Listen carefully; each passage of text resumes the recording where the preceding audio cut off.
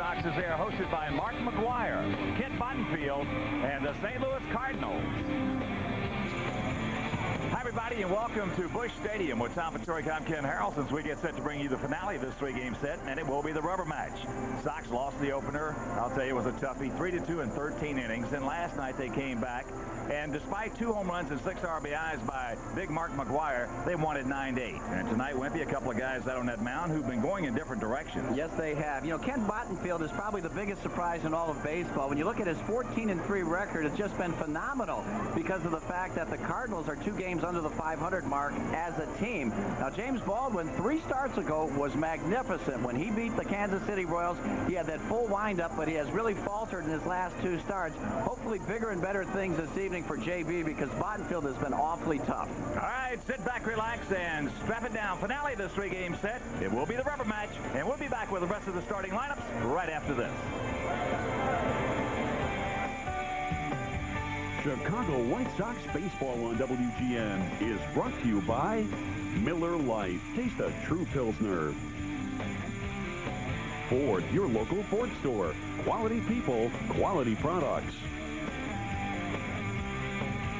Coca-Cola, always ahead, always Coca-Cola. Toyota, every day belongs to you. Make it count. Toyota, every day. New Discover Platinum. Now more than ever, it pays to discover. Platinum. Aflac, insuring over 40 million people worldwide. And by Southwest Airlines, offering low fares and frequent flights. Southwest Airlines, the official airline of WGN Sports. He earned his stripes in the classroom.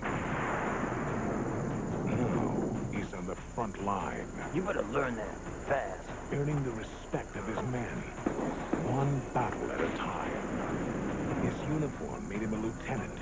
His men made him a leader. Michael Dudikoff, the true story of the 173rd Airborne. Platoon leader. Tonight at 10:30 on WGN.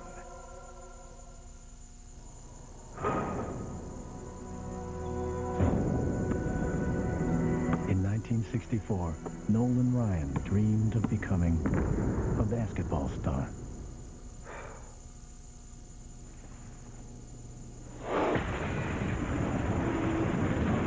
Destiny had a different plan. Congratulations, Nolan, from your friend in the upper deck. Visiting with Sox manager Jerry Manuel. And Jerry, let's talk a little bit about tonight's starting pitcher, James Baldwin. Now, he has been the mark of inconsistency all season long. He's been either real good or real bad. What are you looking from him tonight? I'm hoping he gets real good tonight. We need a good outing from JB. And I think JB needs to prove to himself that, you know, he can have a good outing against a good club. This is a very big outing for JB. I mean, you know, everybody saw him pitch, you know, in the Sunday night ball game. And, you know, I went to the All-Star game. A lot of people referred to, you know, what's wrong with James Baldwin? Is he doing this or is he doing that?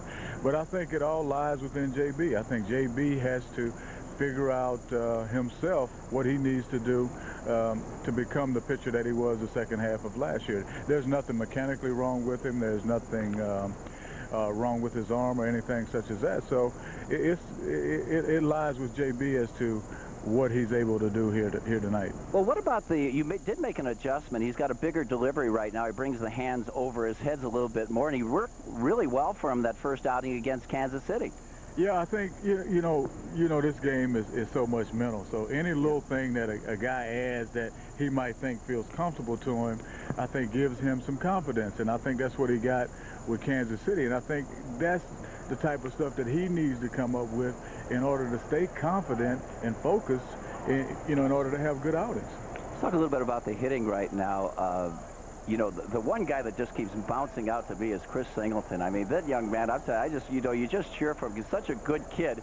And the fact that, is it surprising to you that he just seems to be getting better and better?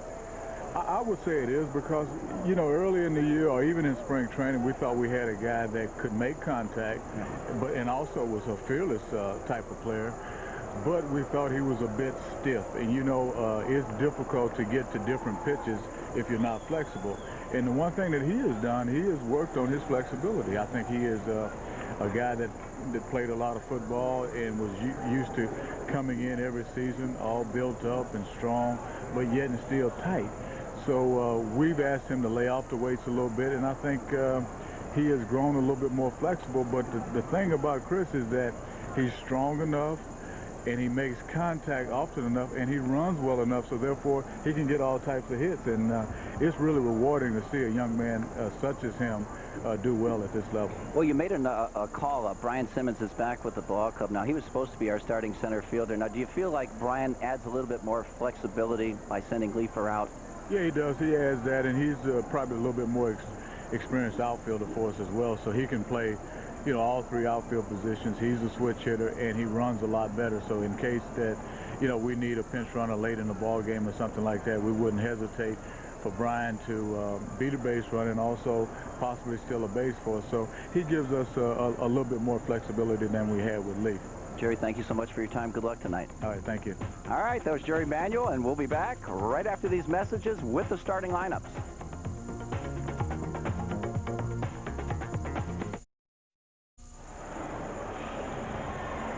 Good evening and welcome back to Busch Stadium in St. Louis, Missouri.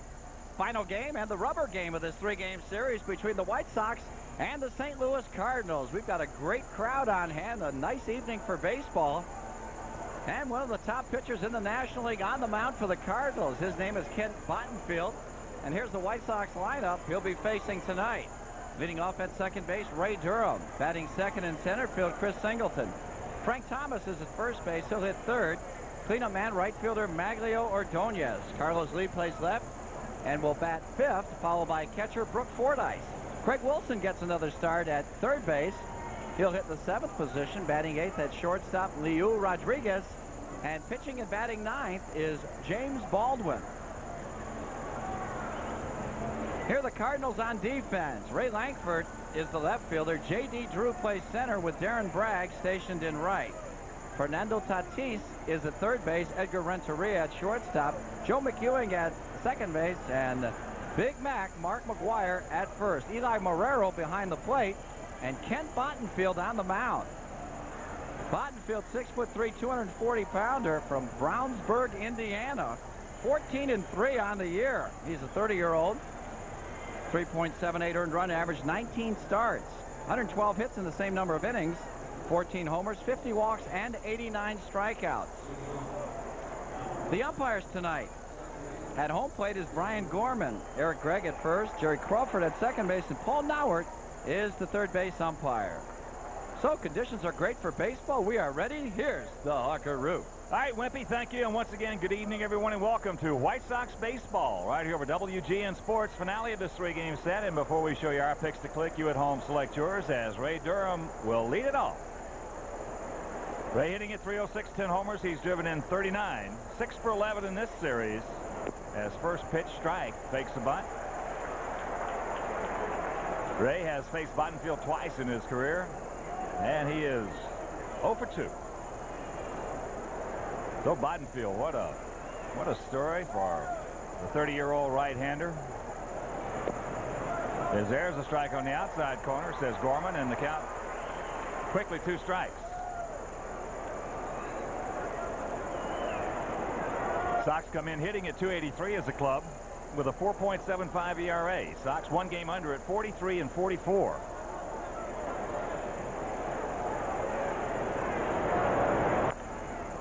That fastball fouled away left side.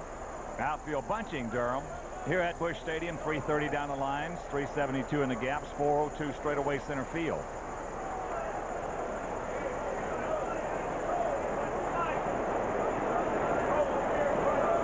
Indeed, a beautiful evening here in St. Louis as there is ball 1.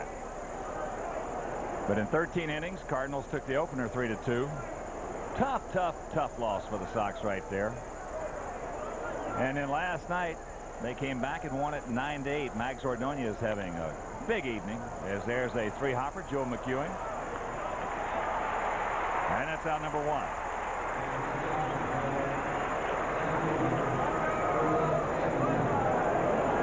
Well, with one gone, that'll bring up the center fielder, Chris Singleton. Chris hitting at .317, 8 homers. He's driven in 43. As you look at Jamie Navarro, who really pitched well last evening. Gave up that 3-run homer to Mark McGwire in the first inning. Then he settled down, dropped his arm angle down a little bit. Jamie picking up the victory last night. Chris 3 for 10 in this series with a homer, and he's driven in 4. Fouls that pitch away. Sox have played 40 games on the road, and they have won 21 of them. Sox in interleague play have played 14 times, and they have won 8 of those. As a skipper, you've been with us all the way, talking about what he's expecting and hoping. This is a better way to put it, from James Baldwin tonight. That pitch inside, so it's 2-1. Sox in a very unusual scheduling position. They'll conclude this series tonight and then head up to Milwaukee as there's a chopper 2-hopper. Edgar Renteria has it, 2 gone. But the Sox will go up to Milwaukee for a day game tomorrow.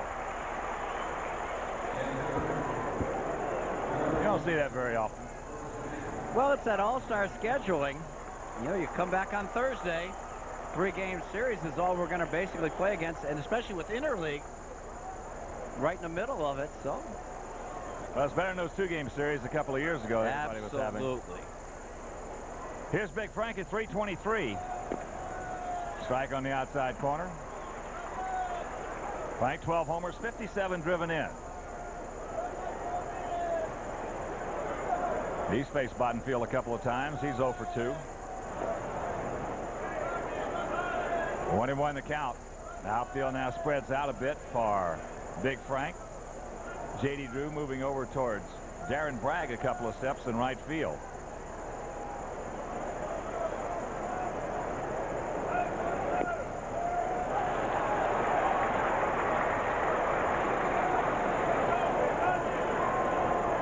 One and 2 the count.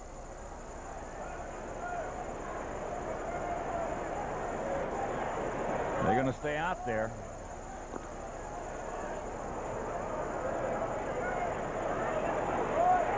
On deck hitter Mags Ordonez. Mags 4 big ribbies last night. Once again, they're going to stay out there. Frank having to protect.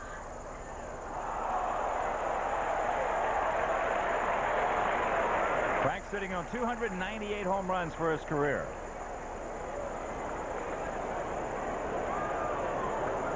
They want to go out there again. Don't blame them. As that's out of play right side. Another jam-packed house here at Busch Stadium. Cardinals averaging 40,756. 46,000 plus last evening.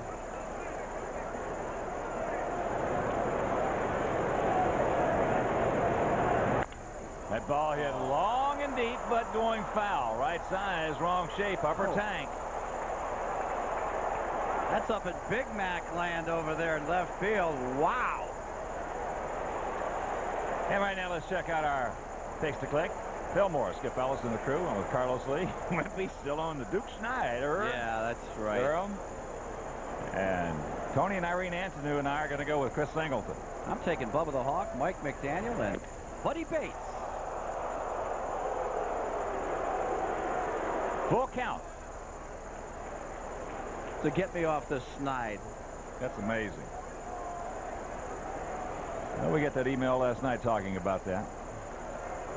That's outside, so Big Frank draws the 2-out walk. And here comes Mags. Mags last night in the first inning got a hanger from Juan Acevedo. Hit deep into left field by Ordonez. He didn't miss it. Langford back at the. You can put it on the board. Sox had already scored 1 run. That made it a 3-0 lead, but McGwire's homer tied it up very quickly. So Mags 3 for 9 in this series.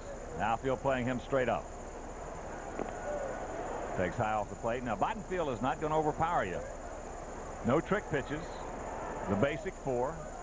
Fastball, curveball, slider, change. And really not one of them you would say is an outstanding pitch, so it'll tell you his location has been superb. The ball hit hard into right center field. Bragg giving chase, makes the catch. Beautiful running play by Darren Bragg, robbing Ordonez of extra bases and saving a run. So the Sox threaten, and after a half inning of play, it's a good guys nothing, and the Cardinals coming up.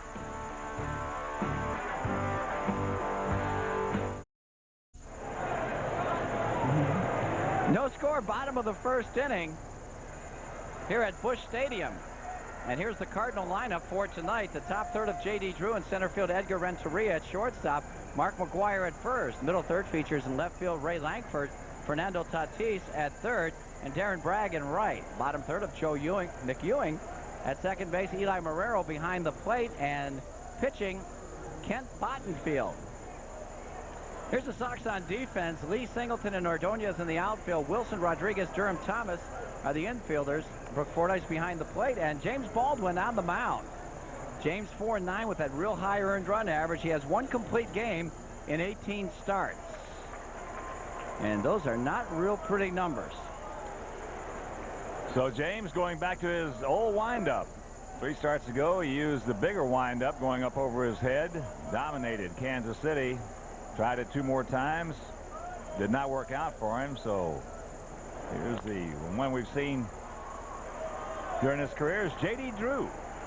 Grounds out to Ray Durham. Drew now 3 for 10 in the series.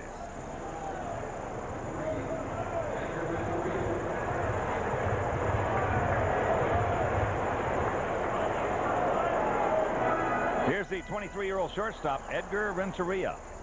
Edgar at 303, 5 homers. He's driven in 40. 4 for 10 in the first 2 games. There's a fastball strike. Outfield playing him just about straight away. Craig Wilson. About even with the bag off the line, a couple of steps at third. That's into center field. Can of corn for Chris Singleton.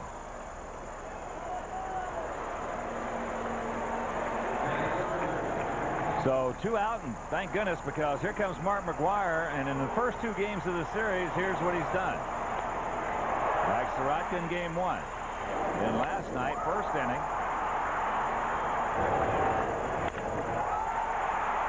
So 3 homers he has.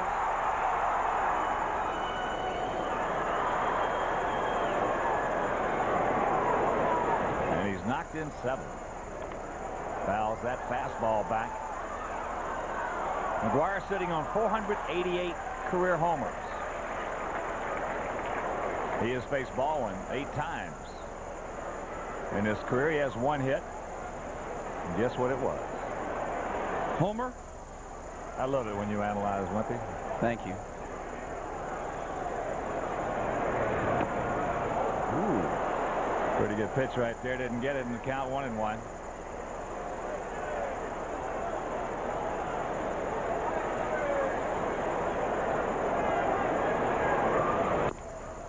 Threw that fastball by him. You got to make Mark McGwire reroute his swing, and the way you do that is by pitching him up. From the thigh down, from the cup down, one of the greatest, most devastating hitters we've ever seen in this game. He's upstairs. He's gone. He'll grab some bench in a 1-2-3 inning for Baldwin. After 1, no score.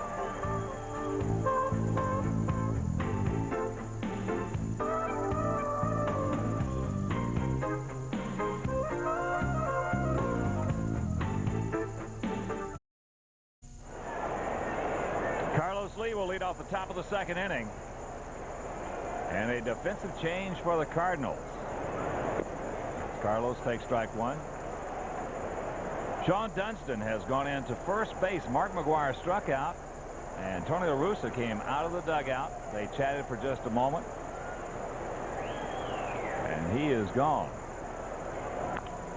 Carlos out in front, pulls that one foul, and the count 0-2.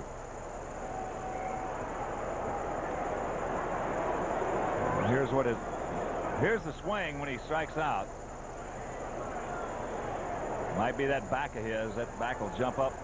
And here's La Russa. Leading him off is that pitch high off the plate to Carlos. Then the count 1-2. So a huge disappointment for a huge crowd here at Busch Stadium, including two guys sitting right here. Darn right. I love to watch him hit. Everybody does. That's what it was. Tightness in his lower back, they just announced over the PA. Carlos 2 for 8 in this series. Pops this one up right side. Bragg coming on, making the call, taking charge, has the ball.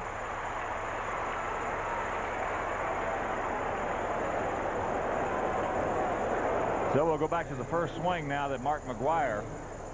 This is the first swing he made. See the grimace? Yeah.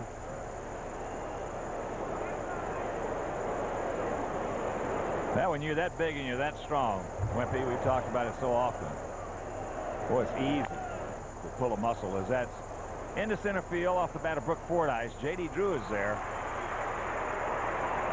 Yeah, it always seems like the bigger and the stronger you are, the more likely you are to have a back problem. And that's exactly what Mark has struggled with over the last, well, geez, umpteen years. Kind of jumps up and grabs him. And he'll go for months without it happening, too. And then all of a sudden, something will happen.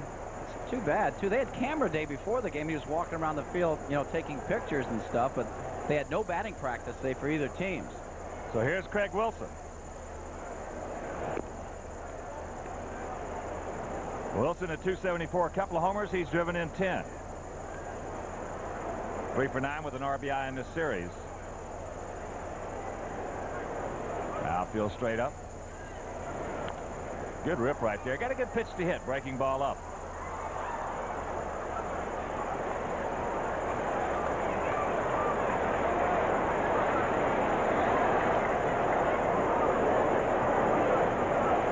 Two out, a ball and a strike to Wilson here in the top of the second inning. That's off the plate. Breaking pitch. Bottenfield in his career has won 32 times. He has lost 30. Thrown 14 home runs this year.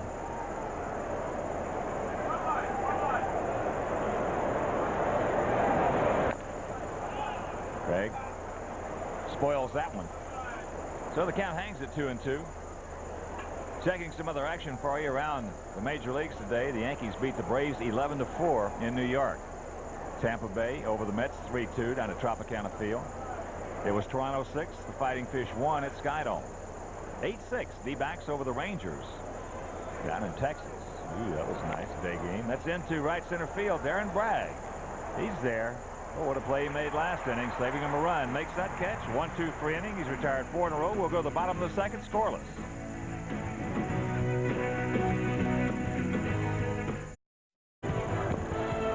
No score, bottom of the second inning. James Baldwin, a 1-2-3 first. As always, there are some Sox fans here when they can get tickets. The Cardinals, not a whole bunch of tickets to be had here at Busch Stadium. So it'll be Langford, Tatis, and Darren Bragg.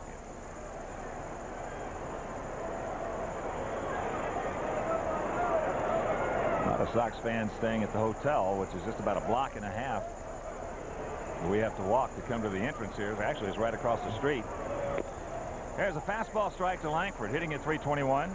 Is that too far for you? I wish I had a cart, golf cart.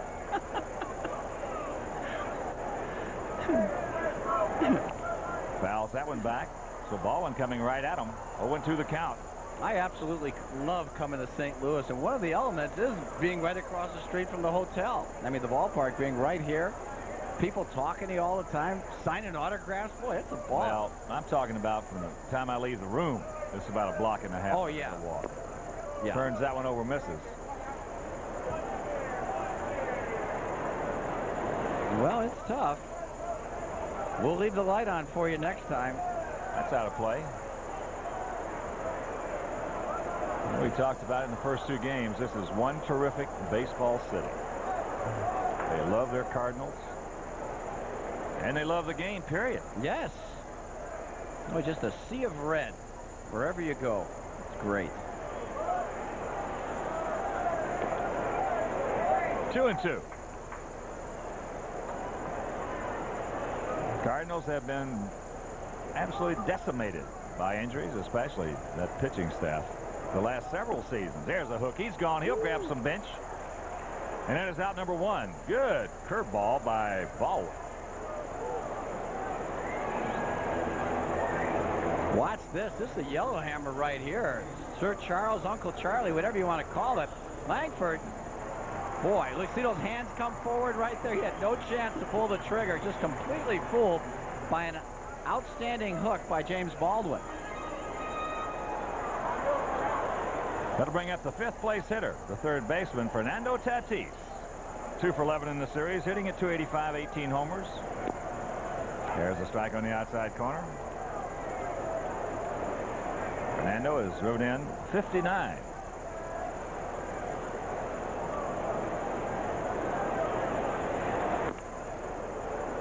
That's up high, so the count 1-1.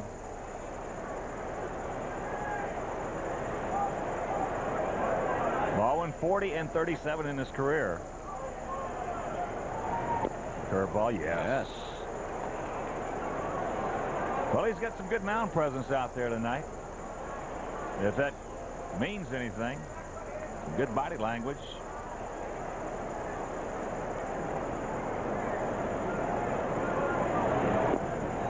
Took a little something off that hook, tried to get him to chase it, and that evens the count at 2. Cardinals hitting at 267 as a club, 4.99 ERA. Cardinals have played 44 games here at Busch Stadium. They've won 20 of them. And the Cardinals also have played 11 games in interleague play this season. They've won 5 of them. It's Tony La Russa. Talking about Tony, want to send out a big White Sox hello and happy birthday to Tony La Russa Sr., who will be 88 years young tomorrow. Wow. The ball hit deep. Way back. Carlos Lee at the fence, looks up.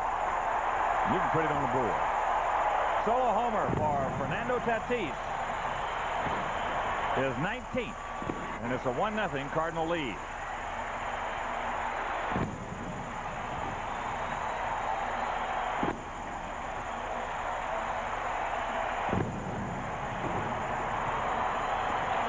Tatis now with 60 runs batted in on the season. Got a fastball down. 3-2 pitch. Here it comes, down and in, and he just went there and got it. Little bend from the knees right there. Real quick, short, quick swing there. Breaking ball strike to Darren Bragg. Bragg at 274, 4 homers, 22 driven in. He's had good luck against Baldwin. 6 for 11. And the count 0-2.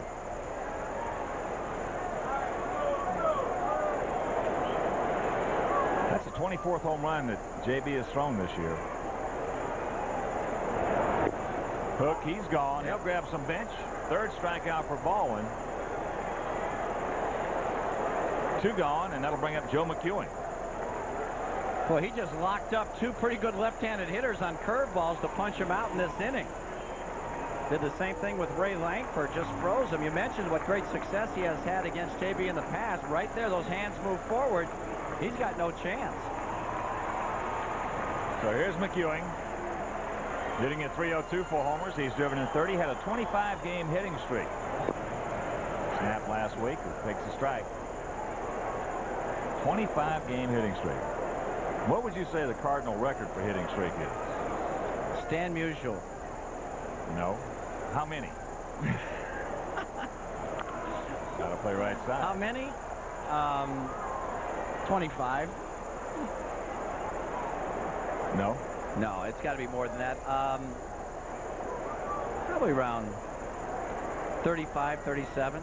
33. By Stosh? Nope. Rogers Hornsby. Oh, wow. That's amazing. Yeah, you would think. Chopper 2, Hopper Durham. He's got him, but Fernando Tatis, 19th homer of the season. We'll go to the 3rd, trailing it 1-0.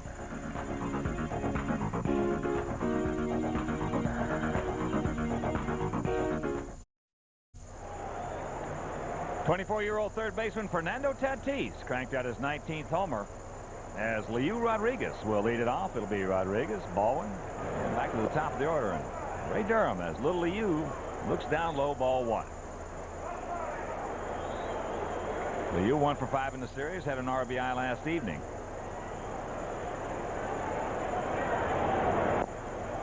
There's a strike to even the count at 1.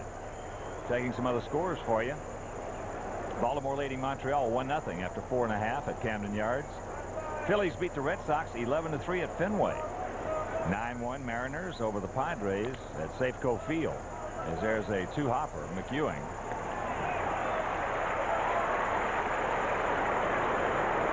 So 1 out here in the top of the third. And as James Baldwin comes up, let's check out our Aflac trivia question. He's the only pitcher to throw 2 no-hitters for the St. Louis Cardinals. Bob Forsch is who I'm going with.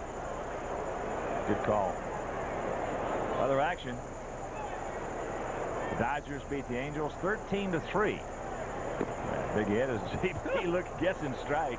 I love to watch pitchers hit. You do. Yeah, it reminds me of me, you know. Brings back a lot of muscle memory. That's not a good swing. Well, I know what it is to be 0-2 for a 9-year career.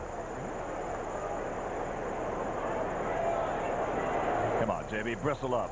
Good 2-strike hitter, big guy. Yeah, right. Well, first strikeout for Bottenfield. He gets the pitch against JB all the time. He'd really be something. So here's Ray. Grounded out to his counterpart, Joe McEwing.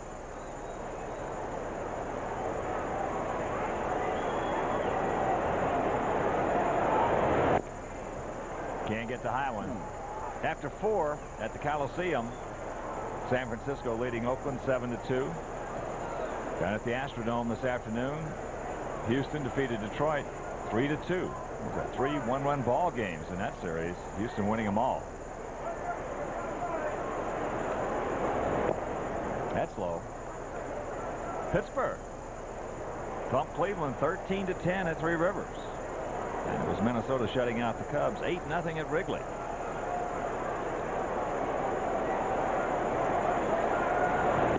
Ooh, curveball. So Ray with a 1-2 count. Hello, scoreboard shot. Isn't that beautiful? Yeah. That's baseball, man. Oh. I mean, you think about the natural, you think about Major League, 1 and 2. You've got to have scoreboard shots inside a ball game. Yeah. Skip Ellison is terrific. He's the best. Look at that.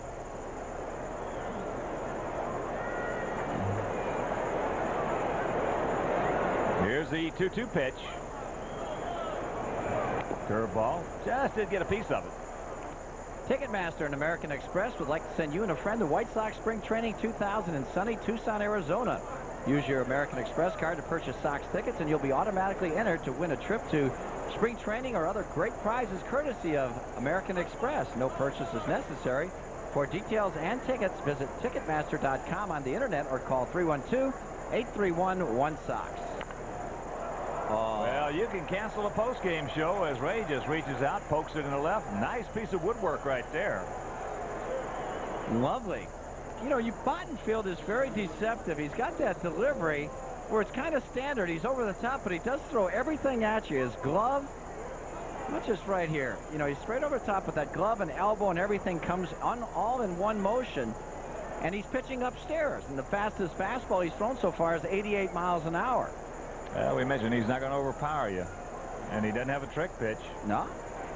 And coming in, he's 14-3. Look at that. Andujar. Joaquin. That was one of my favorite names, too. Joaquin Andujar. Yeah. Good old Diz. Diz had 14 a couple times. Diz, yeah. Joaquin Andujar, one tough Dominican. Yes, he was. Chris takes strike 1.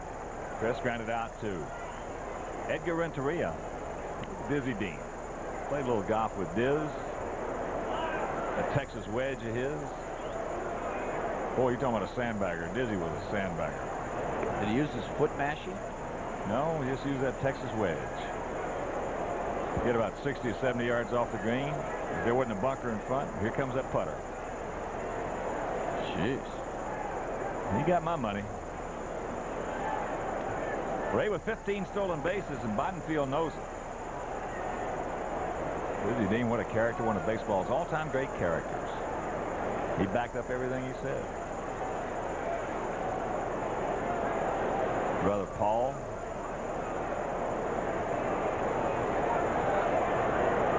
Come on, Chris. Fastball. Just a little tardy right there.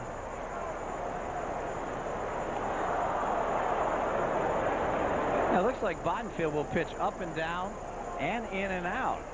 I'll tell you, that one curveball he threw Durham was really good, too.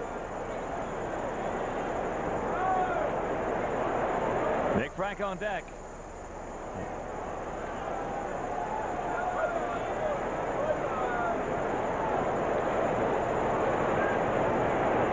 There goes Durham. And that fastball fouled away. So Ray's going to take a shot right here. Maybe bail him out. If he gets thrown out. If he doesn't, stand on second. Either way, it's all right.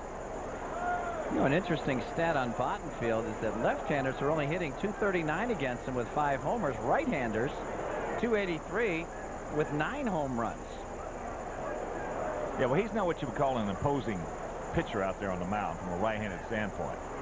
As you mentioned, he's very basic, right over the top. And if you crowd the plate on him, you'll liable to take one of his breaking pitches away, especially the curveball. Now all of a sudden you make him, he's not going to throw you the change if you're right-handed, so instead of a 4-pitch pitcher, you basically turn him into a 2-pitch pitcher, fastball, slider. Yeah. They tell us his change is by far his 4th best pitch. Meanwhile, he's getting it done. There goes Ray once again. There's a chopper right at Joe McEwing. And that'll retire the side. Sox come up with their first base hit, a single by Durham, and after 2.5, they trail 1-0.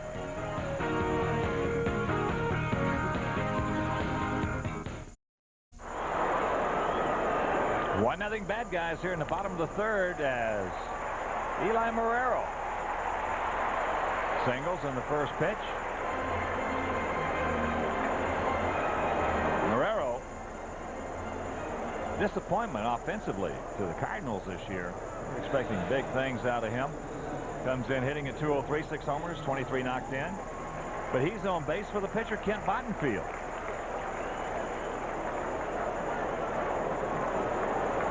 Cardinals come in that record 44-46. They're 8.5 games back. And without Morris and Dennis, Osborne, they have to have a lot of help from a lot of people to get back in the hunt.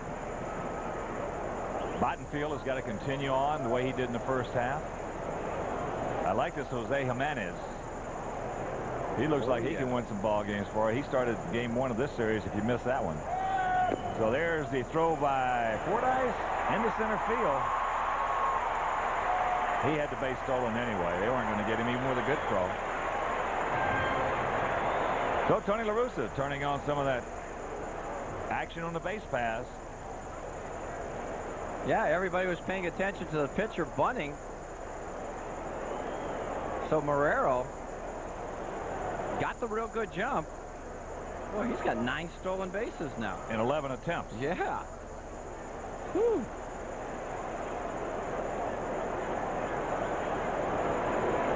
Corners in close. And the 1-0 pitch. Fouls it off.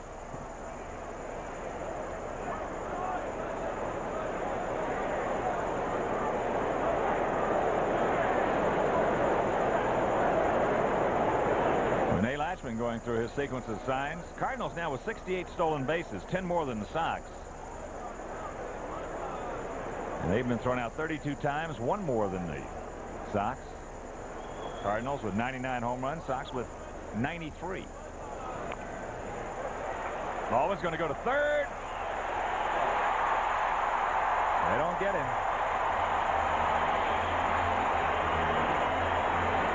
Right there was a good play by Eli Marrero.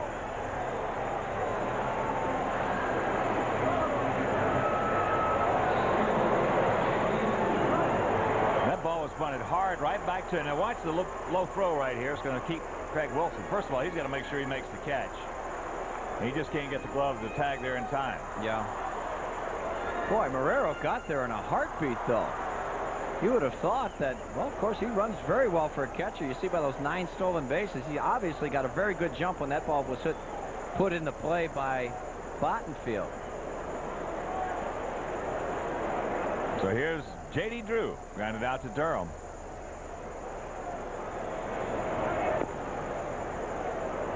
Breaking ball, grabs a strike.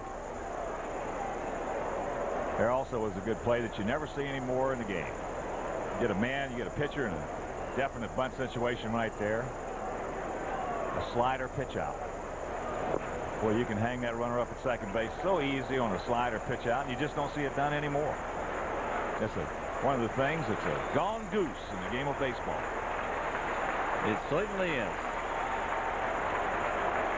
Look at that right-handed hitter up there. Pitcher in this case bunting. Got the man at second. That's high. 2 balls and a strike.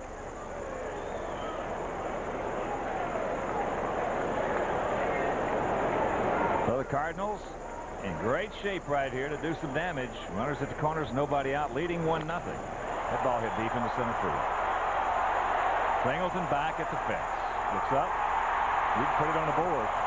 3-run homer for J.D. Drew, and it's a 4-0 ball game.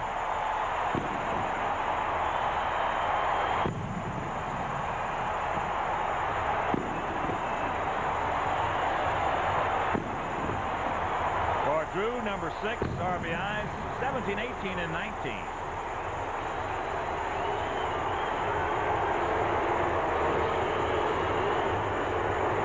Two-one pitch, fastball, pretty much center cut, about belt high. And he really gives this one a ride. Wow. Got that out front. You see the big power that J.D. Drew possesses. Renteria cannot get the curveball. Well, J.D. Drew has the longest home run recorded here at Busch Stadium this year at 474 feet. McGuire is second at 473. That fastball popped up in center field. Singleton making the call. And we've got Ladies' Day coming up Thursday, July 29th at 1:05. The Yankees are in town. Tickets for women of all ages are $1 purchased at the box office on the day of the game. Ladies' Day.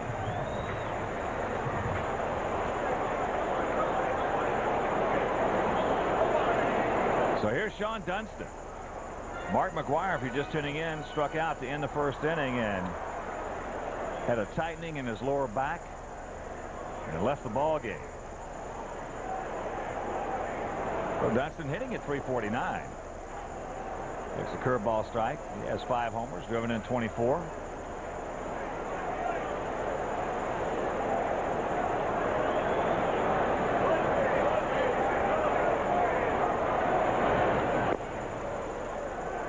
There's the high curveball. Activity down in the Sox pen, southpaw Scott Air.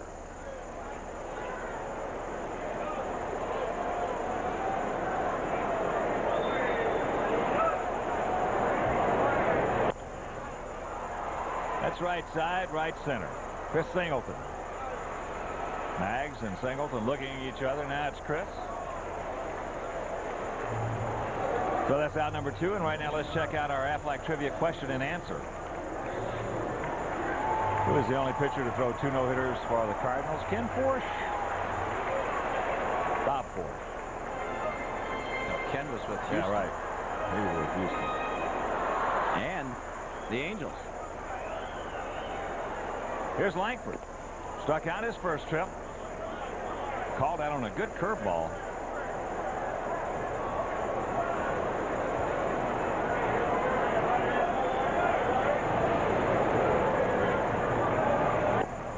There's a strike and a count 0-2.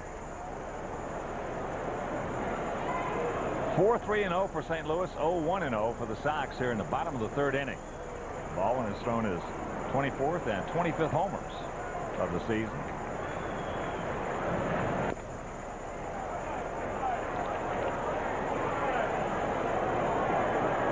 A 23-year-old youngster out of Valdosta, Georgia.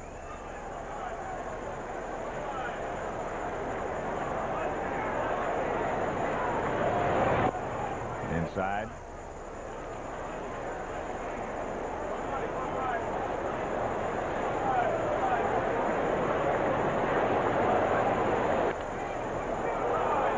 The pitch up out over the plate, and he just did get a piece of it.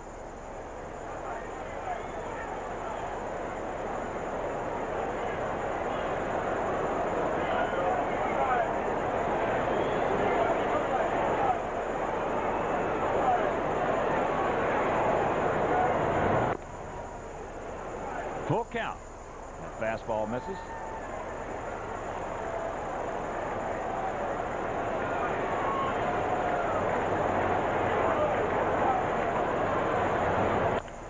There's a curveball. Nick Frank will take it himself, but some damage is done. First two men get on. J.D. Drew cranks out his 6th homer. We'll go to the top of the 4th, trailing by 4.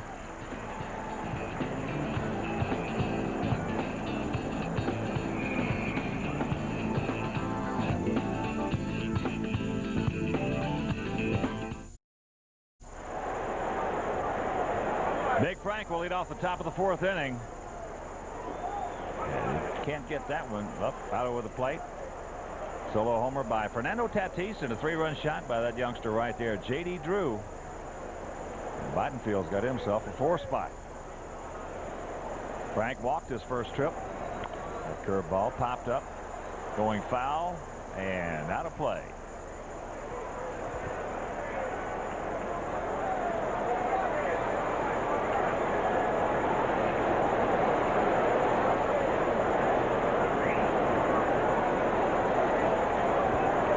Frank on that 8-game hitting streak.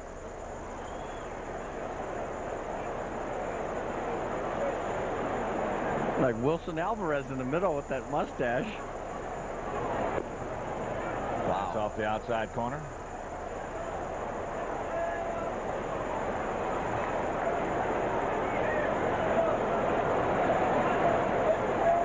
No, Frank get us started right here.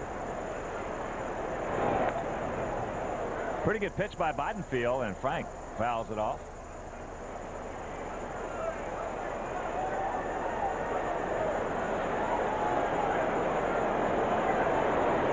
Milwaukee leading Kansas City 2-1. That's after 2.5 at County Stadium. It sounded like a broken bat. Little ground ball. Joe McEwing.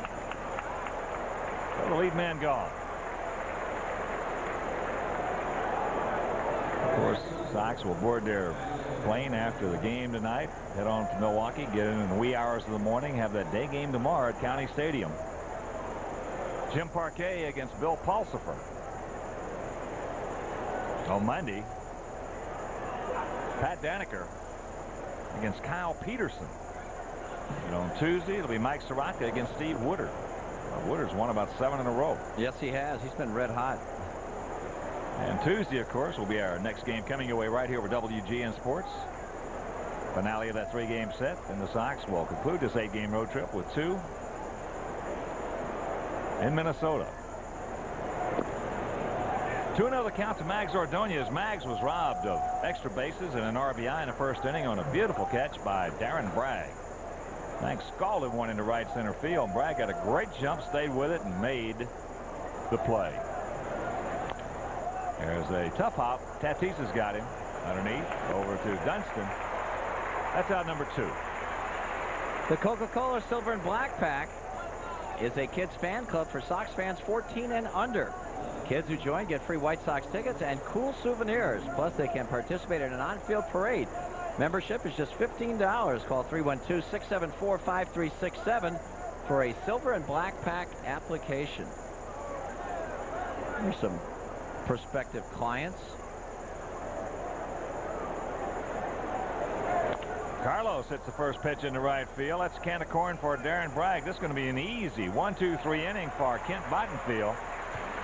And And he got himself, after 4 innings of work right here for him, 4-run lead. He's given up 1 hit.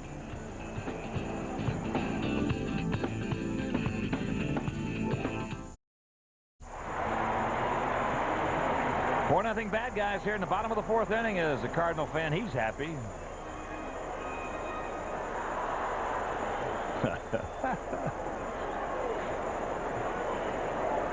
He's a beauty. Fernando Tatis, 1 for 1. A solo homer is 19th. Coming with 2 out in the 2nd inning.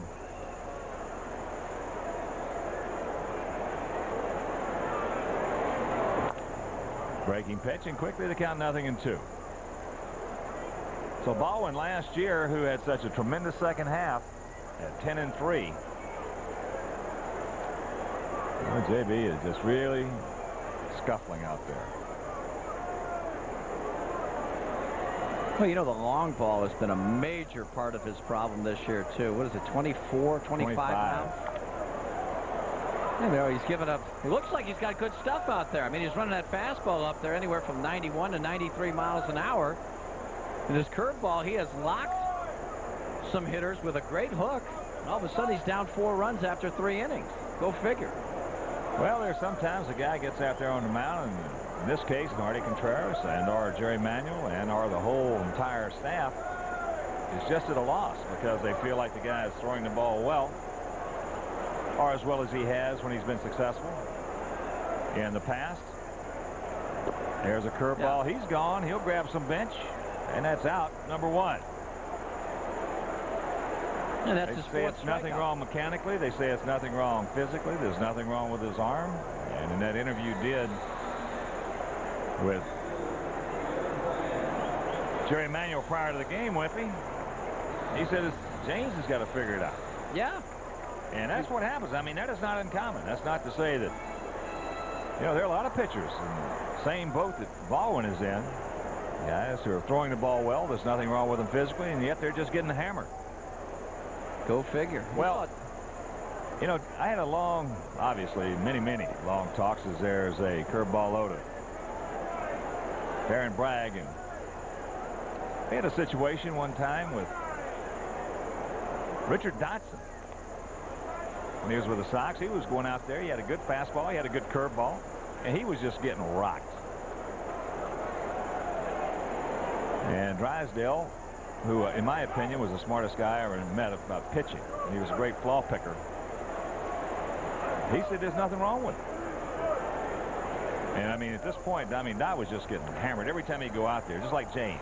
He'd give up 2 or 3 home runs. First thing you know, after 2 or 3 innings, he's down 4 or 5 runs.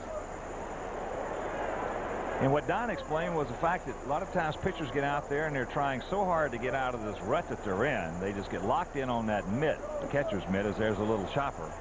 Baldwin's got to make a throw. He does. And that's out number 2.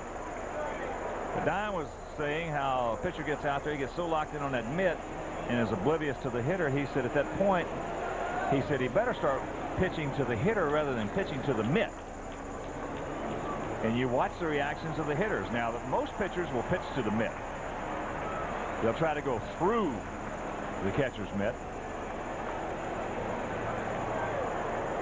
And sometimes that just does not work. Drysdale said many times, according to who he was pitching to, he just watched the reaction of the hitter. And the hitter would tell him how he was going to pitch it. He said, forget about all the scouting reports that they went over prior to the game, meetings and everything else.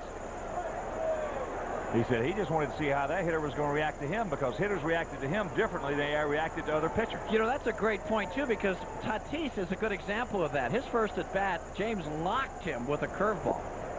I mean, absolutely, he had no chance, just like the last one he struck him out on. Just locked him, his knees buckled and everything else. If you'd have been watching that, you got to think, hey, this guy cannot hit my curveball. All of a sudden, the 3-2 count, he gives him a fastball right there, and he hits it out of the ballpark because he reacted to it. McEwing fouls that one off, and the count 2-1. And let's pause for station identification. This is America's #1 sports station, WGN, Chicago. On with Tom Vittori, Ken Harrelson from Busch Stadium in St. Louis. 4-0. And continuing on with that, you can get out there, and if you miss just a hair, just a little bit, The catcher wants it on the outside corner, and you miss an inch or two towards the middle of the plate, that ball's liable to be hit 450 feet. Or the same thing from the inside corner. So the pitcher really is locked in so much on that mitt, he's oblivious to the hitter. First thing you know, you look up at that scoreboard, and you're down 4 or 5 runs. And it's interesting, too, because a pitcher, a lot of time, you know, some of the pitching coaches that I had were great at picking out flaws in my swing in batting practice. Pitch grounded foul. And so why couldn't a guy do that during the course of a ball game? See the way the guy is approaching me. If I'm pitching to me and go to my apparent weakness just by my approach to every pitch. Well, something's got to be done because JB has got a good fastball. He's got a good curve. And yet he is getting hammered. McEwing, get foul. It is. Thank you very much.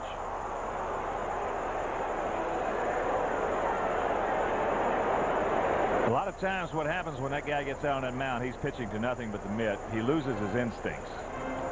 And when you lose your instincts out on that mound, you better have superior stuff and superior control. You better have a 95-plus fastball, you know, the best hook around, or you're going to get lit up. Yeah, because chances are you're not going to be pitching to the weakness of the hitter that way. Again, the hitter will tell you how to pitch it. The hitter will tell you how to pitch it if you watch it.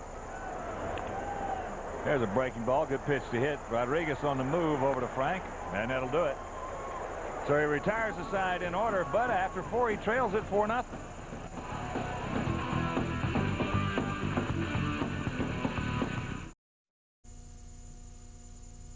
I think it all lies within JB. I think JB has to figure out himself what he needs to do to become the pitcher that he was the second half of last year. There's nothing mechanically wrong with him. There's nothing wrong with his arm or anything such as that. So it lies with JB as to what he's able to do here tonight.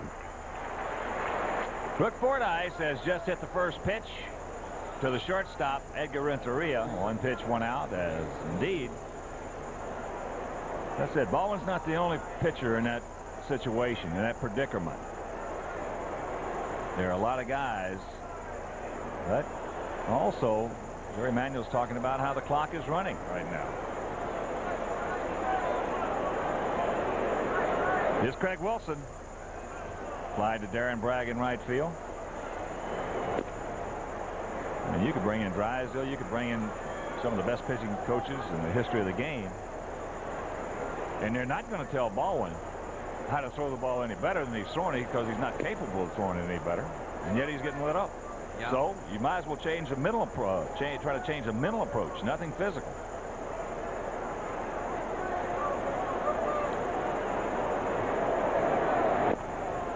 There's a strike and the count 2-1. Well, you said something interesting last inning. You said the pitcher will tell you. The hitter will tell you how to pitch to him. Exactly. If he's off the plate, he wants the ball away. If he's right on top of the plate, he wants the ball in. Just that, in a way, it's just that simple. I never forget talking with Sandy Koufax and Norm Sherry was a guy who turned Koufax's career around. Norm was a catcher. Sure. And Sandy was really struggling at the big league level. Of course, Koufax had better stuff than anybody alive. Yeah. Right. But he couldn't throw a strike. And all of a sudden they were loosening up. He's not coming in the game, but they're loosening up down in the bullpen one day. And there's a shot base hit right back through the middle. So Craig Wilson comes up with the second Sox hit. 1 out. And you saw the activity down in the Sox pen. Baldwin being the next hitter after Liu Rodriguez. But he said all of a sudden Norm made a motion with his hand to get Sandy's hand out a little bit rather than in close to over his head. Right. And he said all of a sudden it was just like somebody turning a light switch on. It clicked. And from that point out, he started throwing strikes in his history, because there for about 6 years, Sandy Koufax may have been the greatest pitcher to ever play this game. Right. That's down low. Ball 1 to Rodriguez, who grounded out to second base. You know, we talk so often about the mental aspect of the game. As Jerry Manuel was talking about how this is such a mental game. Every game is mental. I don't care what game it is, whether it be baseball, football, basketball, golf, tennis. You see so many wonderful talents out there in all these sports that never achieve anywhere close to the fulfillment of their potential or their ability. And where it lies is right between the ears so many times. And that's one reason I think sports psychology is just in its infancy. Just in its infancy in sports. That ball hit into left center field. Ray Langford is there making the call. Has the ball for out number 2. Well, I think one of the problems that players have today is they become a little bit more robotic, more mechanical, and mechanical oriented rather than the thinking part of the game, which is certainly the most important. Obviously there's no mechanical problems with Baldwin, but the thinking part has got to be off right now. You see that with hundreds of guys, though. I mean, he's not the only one. No. I mean, in every sport, there are thousands of guys. James struck out his first trip. He's going up there hacking. It's all right. Give yourself a chance. He might hit your bat. He might hit his bat. That's right.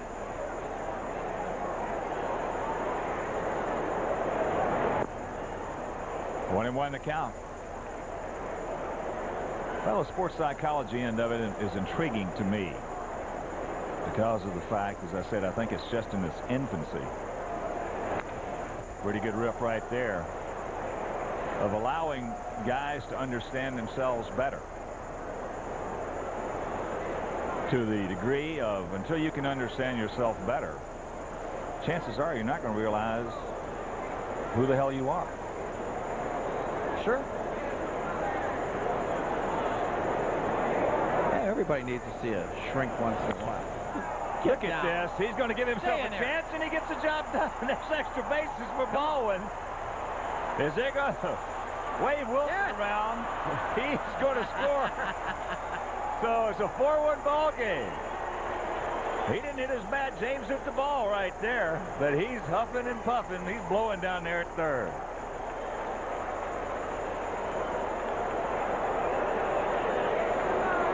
How about that? Just a rocket down that right field line. Braggs, who's been everywhere. Well, that's a decent pitch. It's right on the outside corner. He goes with it perfectly. No chance for the right fielder. Thank goodness it didn't bounce over the fence. Now, a little problem with the relay. They were going to have a close play at home, but McEwing couldn't handle the throw. They had a good shot at home. Oh, yeah. But with 2 out, Wallace Johnson going to send him. Ray Durham takes the bunt, takes a curveball high. So it's 4-3-0 for the Cardinals, 1-3-0 for the Sox.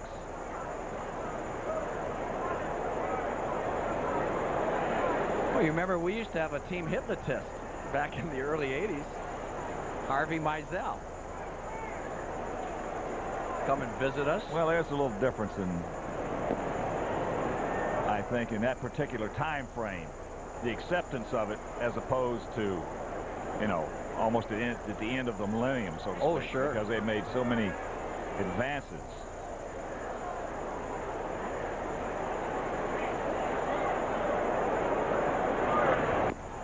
Tell you what that stuff does really is it helps you relax. And if you can relax, you can perform a heck of a lot better than when you're tense. Well, pressure is the biggest killer of performance in any sport.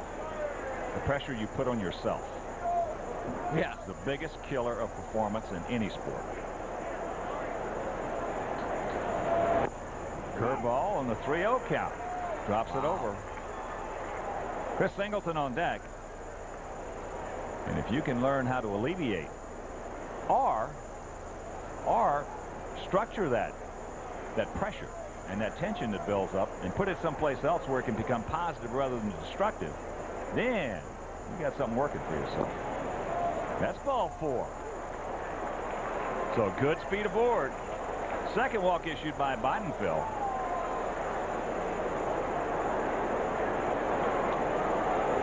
There's another case, Mike. Mike's battling himself. Anytime you see an athlete, in this case a baseball player, who's battling himself, I'll tell you, I never was a believer of that until last year I went to one to see what it was like. And this Dr. Richard Schwartz there in Chicago, and I'll tell you what, it was amazing. Yes, Chris, there's a base hit. So Baldwin's going to score. Durham on his way to third, and it's a 4-2 ball game.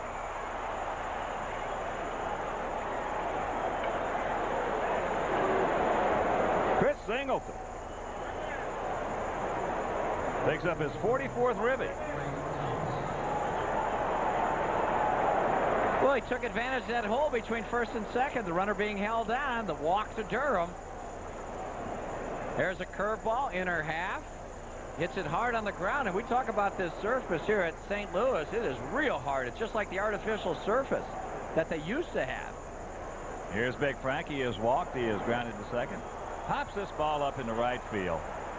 Bragg giving chase, and it's going to be foul. Thank goodness. Come on, Frank. Knock him in or knock them in. Oh, what a big base hit by Baldwin. RBI double with 2 out. And then the walk to Durham and the base hit by Singleton. Sox right back in this way go.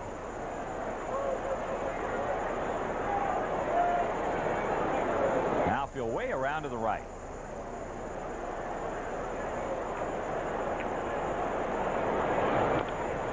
Out of play, and very quickly to count 0-2.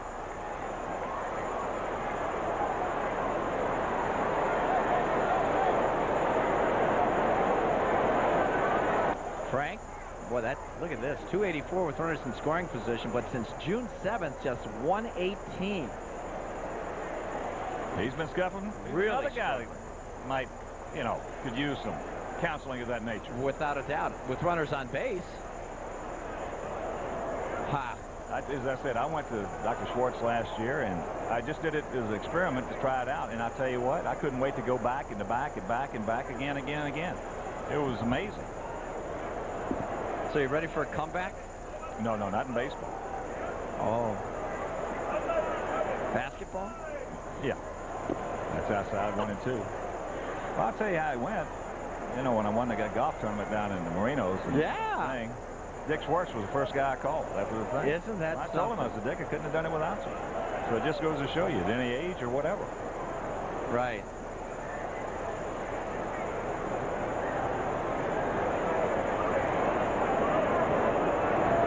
That's 2 and 2. 2 balls, 2 strikes, 2 out, 2 on. Here in the top of the 5th inning. So that old saying, if I knew then what I know now. Ha! Tell you what, I wish I'd have had him when I was playing baseball. I know, but yeah, if you were a kid though, you'd say, yeah, right. Exactly. That's what you got to overcome. No. Full count. Ball 4 base hit. Big hurt. I imagine he's going to get something decent to hit. Mag's on deck. He's not going around Frank to get to Mag. No. And that's ball 4. Well, Frank falls behind 0-2, comes back, draws his second walk of the game. That'll load him up for Ordonez and Dave Duncan out of that Cardinal dugout.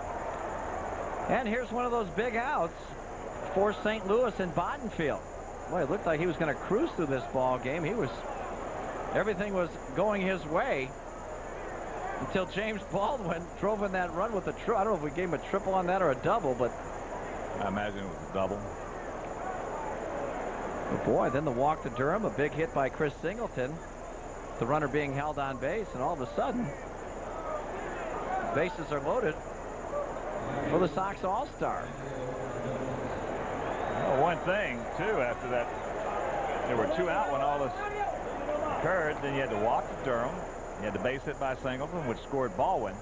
And then a lot of pitches right there to Frank. It's going to give JB a little more time to catch a breather. Yeah, that's real important. Sox packed with good guys. Mag's 0 for 2. He was robbed of a base hit. That ball hit deep, way back.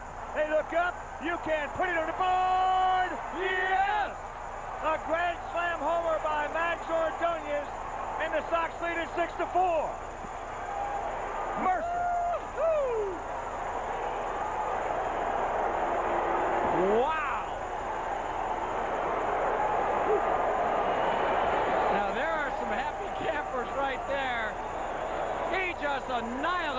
pitch fastball from Bottenfield. That's his 20th homer. He now has driven in 76 on the year. He is truly an all-star. Take a look at it. Fastball right down the middle, and he creams it. No doubt about this one.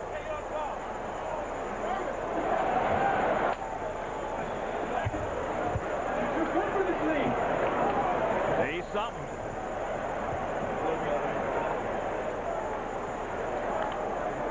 Carlos Lee grounds that curveball away, and the count 0-2. So these young Sox, as all Sox fans who've been watching them all season long, they will not roll over. They will not quit. They just keep coming back. You can beat them, but you're going to have to beat them. Well, you know, it was interesting. I was listening to Tony La Russa's pregame show with Jack Buck on the radio, and he was telling me about he was happy the way the Cardinals matched the White Sox intensity in the first 2 ball games. I thought that was a great compliment to Jerry Manuel and his team. There's a chopper. Tatis makes the right decision coming in. Over to Dunson, but some damage is done. Keyed by a huge hit by James Baldwin and a grand slam homer by Maggs. Halfway home, Sox by 2.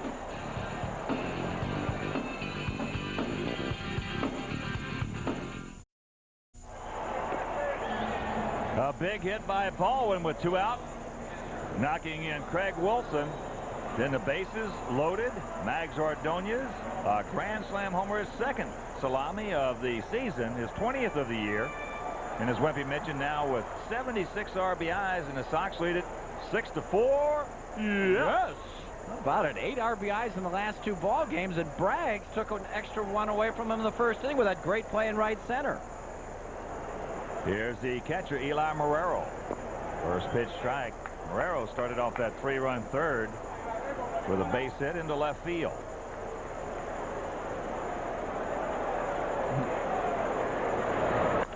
Curveball high into center. Can of corn for Singleton.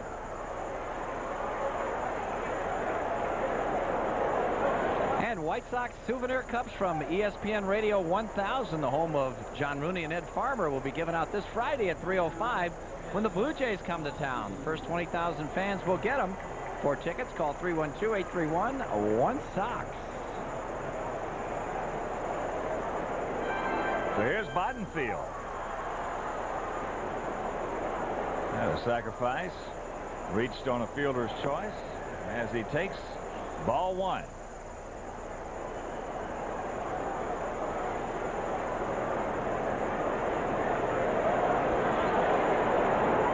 Two and 0 the count.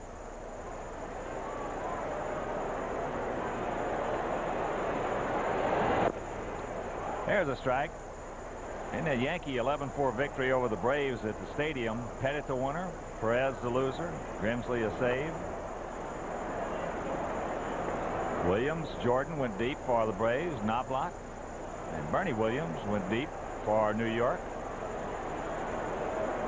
Houston beats the Tigers 3-2. Wagner the winner, Jones the loser. Craig Biggio is 9th, and Jeff Bagwell his 30th. How about Derek Bell? He walked the winning run in. And it was insulting for him to hit 6th in that lineup.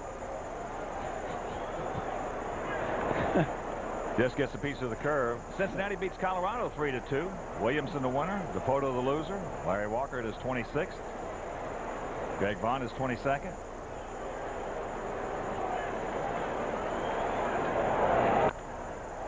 There's the shot. So Bottenfield repays. Frank had been there. If Maggs would have given it a shot, Frank wasn't on the base. They had to play it first. If it was a good throw, it would have been close.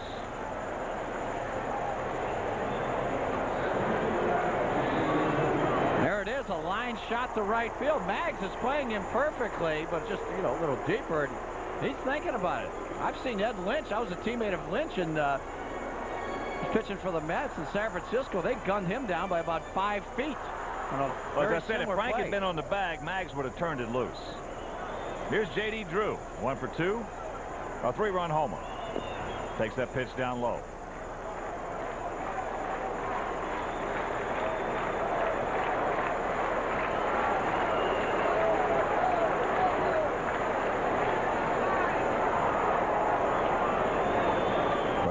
back of Bottenfield's. That's off the end of the bat into center field. Singleton cannot get there.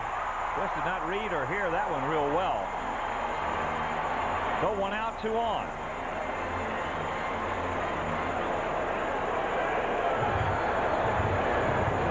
Yeah, Chris didn't get a good jump on that one. It was off the end of the bat. J.D. Drew has been swinging the bat pretty well in this series. So he gets another knock. And Renteria is a very tough out as the hitter with Dunston on deck. And while Nardi goes out there, we'll check some of the scores for you. Twinkies shut out the Cubs 8-0. Mays the winner, Mulholland the loser. Benny Hocking his 3rd homer. Philadelphia thumped Boston at Fenway 11-3. Wolf the winner, 5-0. Portugal the loser, 5-7. Garcia Perro hit his 15th.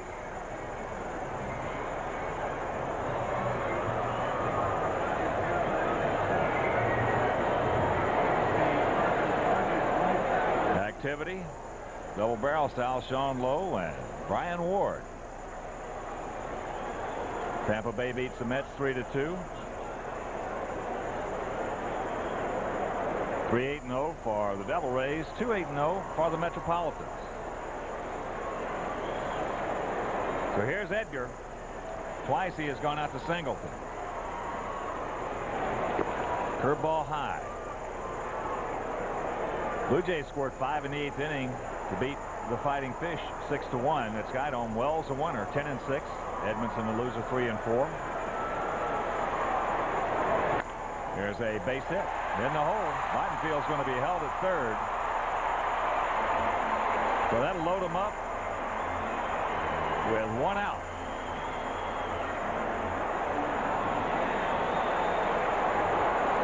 A lot of topspin on this one. Boy, that ball gets through this infield so quick.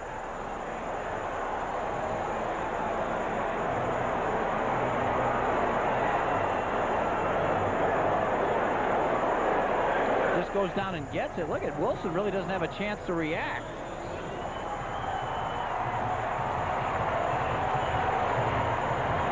So here's Dunston, and if you're just joining us, he came on after Mark McGuire struck out the end of the 1st inning. His back tightened up on him, the lower back. Mark had to leave the ball game. Dunston's been to the plate 1 time, and he flied to center.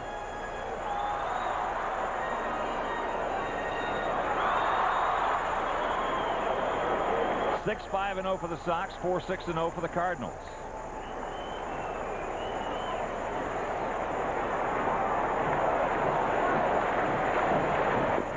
Good breaking pitch.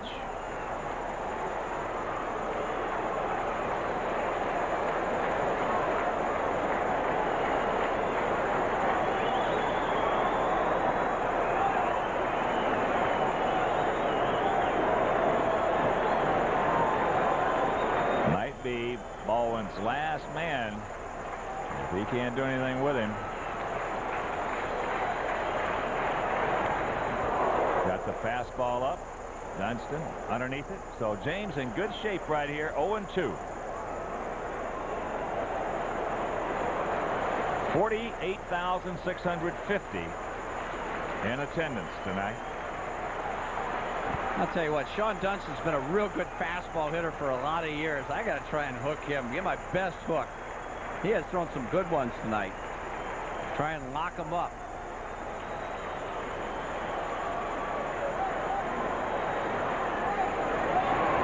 There's a curveball. Rodriguez. Durham. Throwers wide and high. Taking Frank off the bag.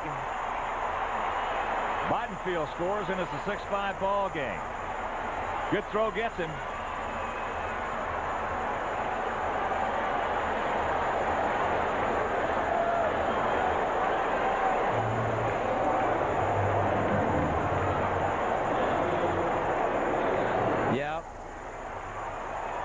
Boy, a good hard slide in the second base by Renteria.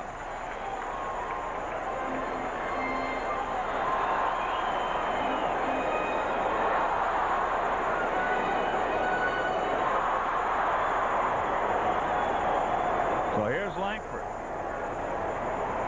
Struck out, and he's grounded to first. Ball hit deep into center field.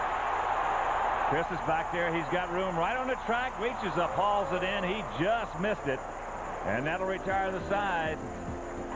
We'll go to the 6th. It's the Sox by 1.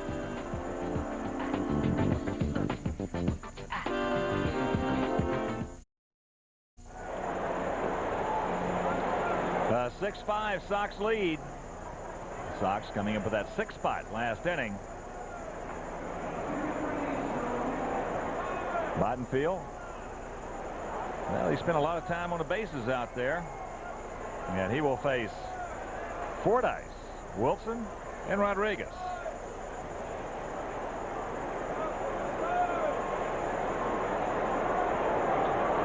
Brook over 2. He's flied to center, and he's grounded to short.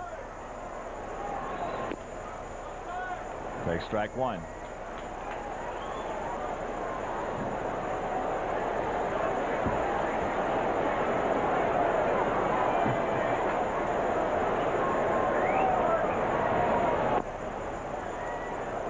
One to count.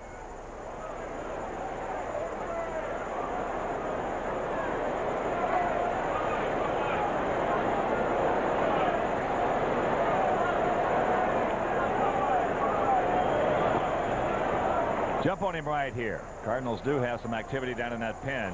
There's Garrett Stevenson.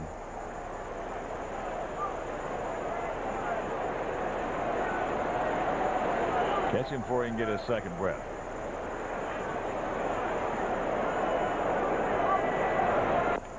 That's up high and a count 3-1. Don't help him out.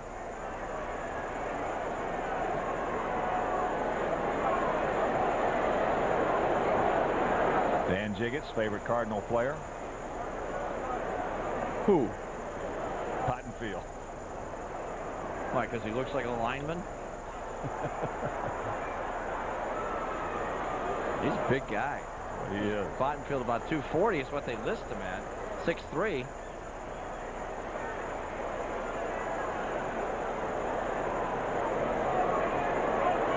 Ball 4 base hit. Brook just did get a piece of it.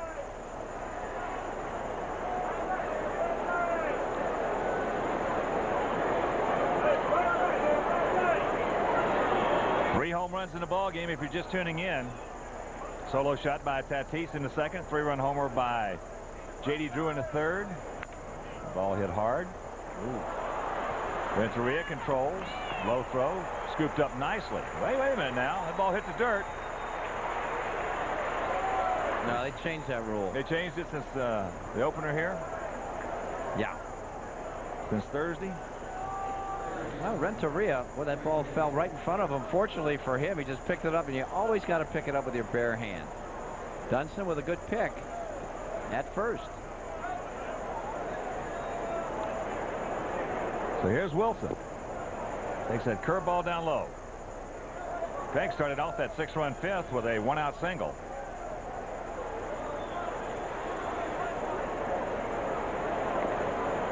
That's up high. I'll tell you what, in the first 2 games of this series, we have had some outstanding umpiring behind the plate. First game, it was Jerry Crawford, and last night, Paul Nauert. Really did an outstanding job.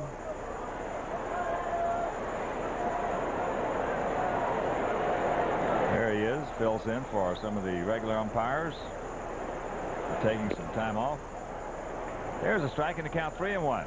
So Bottenfield throwing a lot of pitches here in the top of the 6th inning. I mean, umpires get time off? Why, certainly. I thought they worked nonstop. Full count to Wilson. Little Liu, Rodriguez on deck.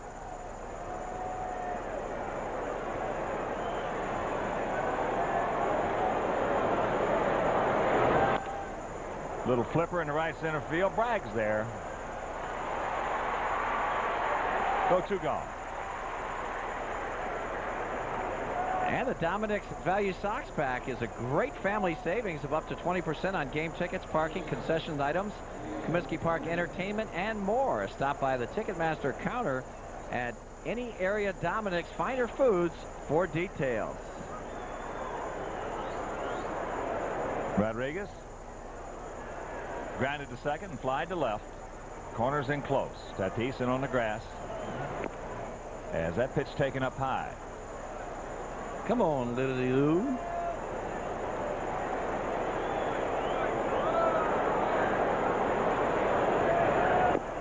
Oh, pull a string on him right there. A few change-ups he has thrown.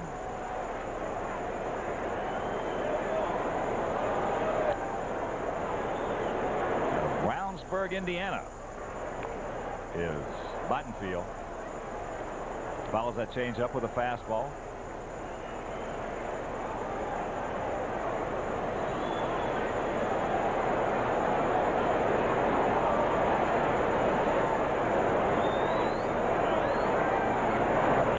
Curveball, little chopper. Bottenfield barehands it, sets, guns in time. So he comes back, gets himself a 1-2 inning, and after 5.5, it's the Sox by 1.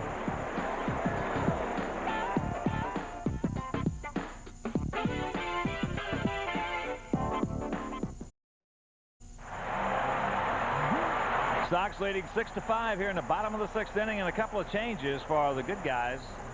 Moving into shortstop for Liu Rodriguez. It'll be a double switch right here. Will be Mike Caruso. And coming on for James Baldwin, it'll be Sean Lowe. Whippy. Well, James has a chance to win this ball game, which is good. And Sean Lowe's been terrific all year. 3-0 at .272 earned run average on the season. 46 hits and 56 in the third. 4 homers, 23 walks, 32 strikeouts for the former Cardinal. Didn't have a whole lot of success in that St. Louis uniform. Former #1 draft pick by the St. Louis Ball Club, was traded over the winter for pitcher John Ambrose.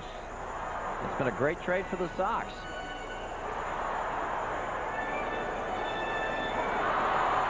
Fernando Tatis 1 for 2. Ranked out his 19th homer. Back in the 2nd inning. 6-5-0 for the Sox. 5-6-0 for the Cardinals. Slider right off the end of the bat.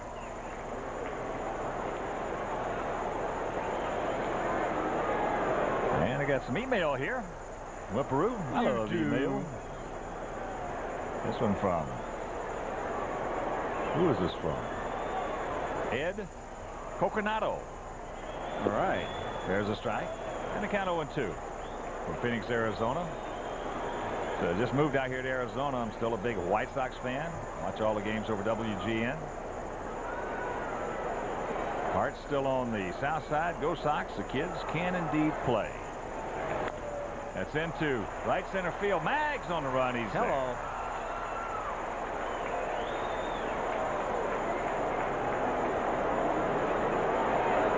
Here's one from Sarah from Oak Lawn. Says, why is Wimpy called Wimpy? Wimpy? We're not going to answer. Why you call Wimpy? I get beat up a lot. Here's Darren Bragg. I'll tell you why, Sarah from Oak Lawn, in just a second. Bragg is 0 for 2, a strikeout. Bounce back to the pitcher. Because when Wimpy was playing for Tommy Lasorda in minor leagues and in winter ball and all those years, which were a lot of years, Sarah. Very lot of years. Everybody else was eating steaks, and Wimpy, all he wanted to do was eat hamburgers. They were bigger. And there used to be a cartoon character way back when in Popeye called Wimpy, who would pay you on Wednesday for a hamburger on Tuesday. No, because I'd pay you Tuesday for a hamburger today. Okay. Wimpy got used to that, Sarah. And so Lasorda gave him the nickname Wimpy.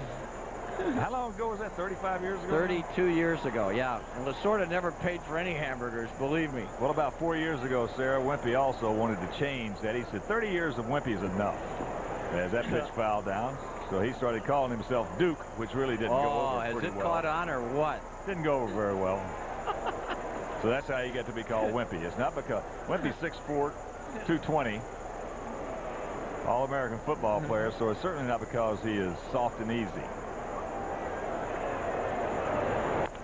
Little ground ball. Tough hop. Craig stays with it, guns him out. 2 gone. And if you want to email us. Here it is, SoxTV@interaccess.com. Here's one from Mike and Sean in Woodstock. Says, I was wondering how Kip Wells is doing down in Birmingham. Well, I want to tell you, Kip Wells won last night. He is now 4-0. This young man with an outstanding arm. Outstanding fastball, outstanding curveball, outstanding makeup. He is doing very well, Mike and Sean from Woodstock.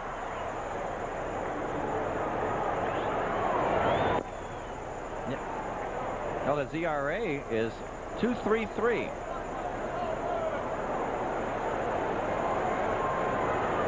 I'm talking about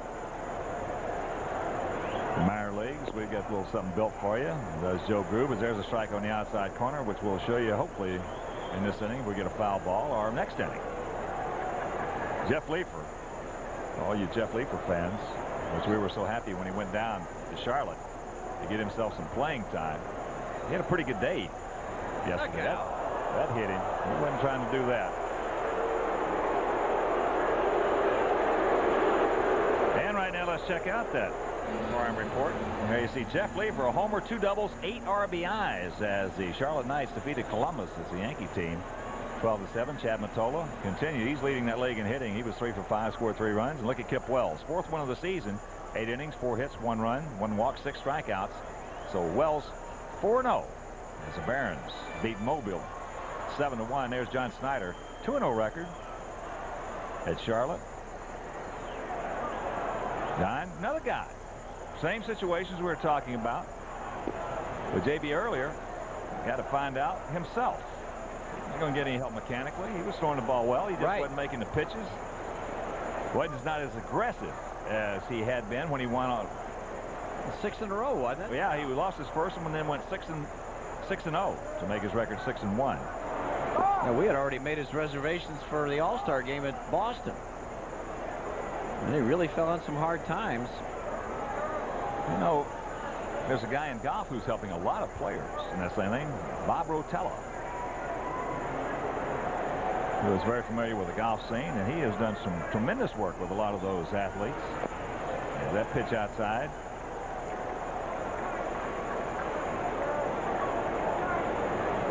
Scott Radinsky, former Sox southpaw. So 2-1 to count with 2 out to Eli Marrero. McEwing at first. That ball hit hard into right center field, but Chris Singleton is tracking. He's there. And that'll retire the side. Nothing across. We'll go to the 7th. It's the Sox by 1.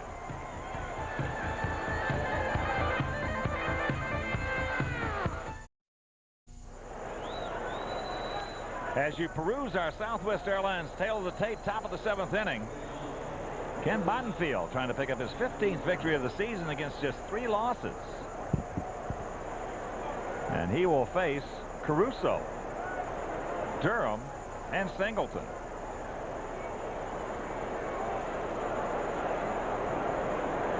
$48,650 in attendance. 46,909 last night. 40,000 plus on Thursday. A lot of fannies and a lot of seats here at Busch Stadium. So here's Mike, 261, a homer. Outfield playing him pretty deep. Corners in close. Fakes the bunt, and he takes ball 1.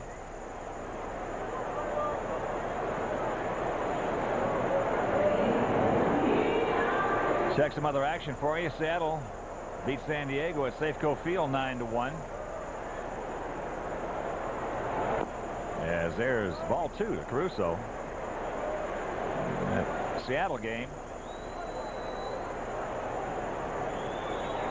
Russ Davis hit his 18th. A-Rod, Alex Rodriguez hit his 19th. And Ibanez hit his first in that ball game. There's a strike in the count 2-1.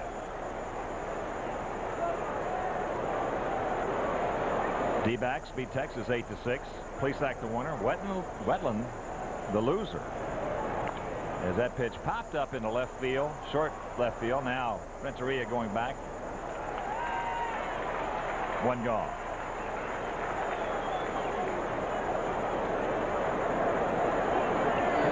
Arizona Texas game. D-backs won it 8-6.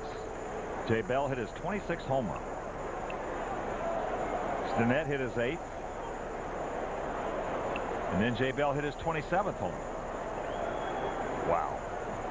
That's amazing. Greer hit his 8th. And Gonzalez his 25th. So here's Ray. He's 1 for 2.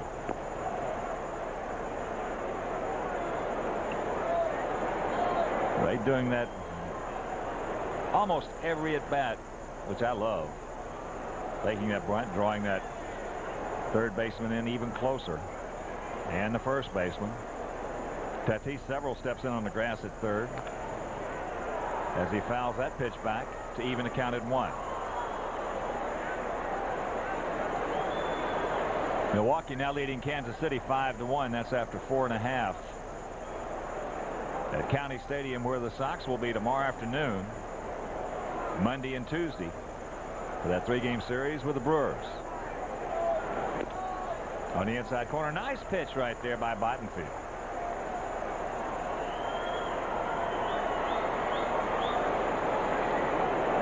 Dodgers thump the Angels 13-3. Park the winner, Sparks the loser. Mondesi is 20th. Karras is 18th. Pena is 3rd. Karras also went deep again for his 19th.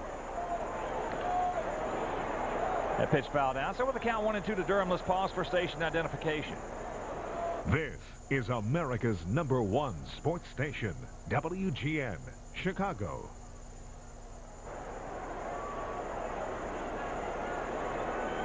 Along with the very multi-talented, multifaceted Wimperoo, Big Bob, the Duke Meister, Tom Paciori, Ken Harrelson from Busch Stadium in St. Louis. Finale of this 3-game set. It is the rubber match. You're just saying that because it's true. Well, you went to see those guys. They helped you out. Oh, yeah. That's the reason you're playing such good golf now, huh? I didn't see that guy. You're still looking for him, huh? Oh, good curveball. Took a lot off, had Ray way off balance out in front. 2 gone. Yeah, that was 74 miles an hour right there. He had been throwing that thing about 80, 81 early on. Good pitch by Bottenfield. So here's Chris. He's 1 for 3. It was a big base hit back in the 5th when the Sox picked up all 6 of their tallies. If you're just joining us, RBI number 44 for Singleton. Got that breaking ball up. Souvenir left side.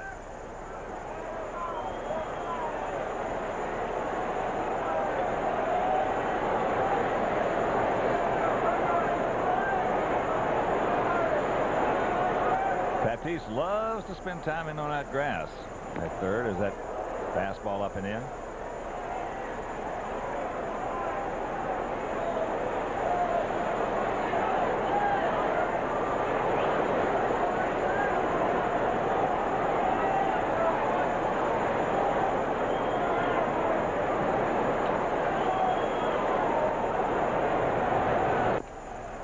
That's low and in. Reel him in, Chris. Big Frank on deck.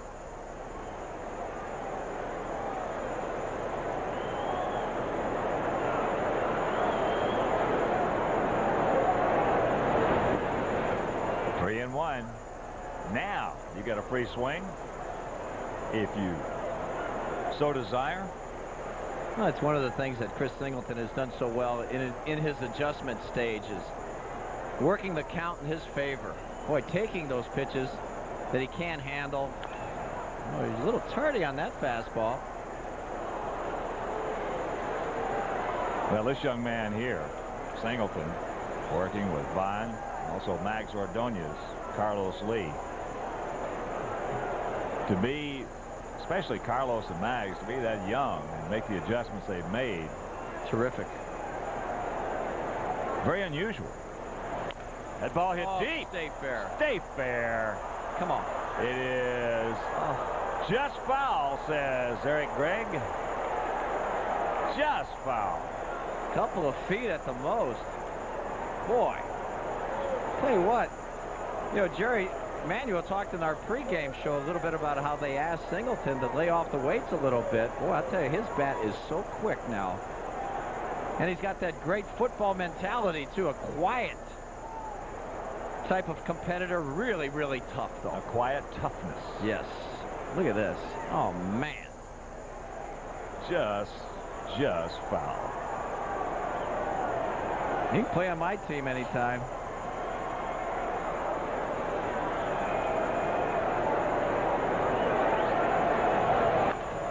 Chops that one foul. So Singleton cutting and slashing. The young man right there has made some adjustments. Oh, has he ever? He's hit everywhere he's been, though. I mean, you know, led the American Association before he came up to the Sox and hitting.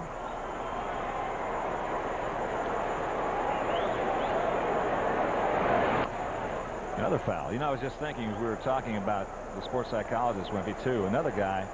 And again, it's just not our organization. It's just that we're more familiar with the guys in our organization. Every organization is the same. Every organization is the same kind of situation. But another guy that really could help would be a guy like Jeff Abbott. Yeah, exactly. Yeah. Oh, yeah. There's a guy who's had great success. Yeah. What, 340 in the minor leagues. There's a good at bat for Chris. Takes that curveball low, and here comes Big Frank.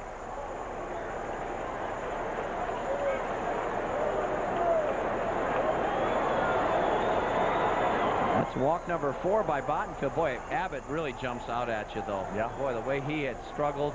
You know, you saw it in spring training. You know, he had a little over 300, but it just wasn't there. It wasn't. He wasn't the same guy. No. Because huge things were expected of him. He can hit. There's no question about that. It's just a question of when he's going to get it back. As Frank pops it up right side, foul ground. Dunston makes the catch, and that'll retire the side. 7th inning stretch from Busch Stadium. It's 6-5. Good guy.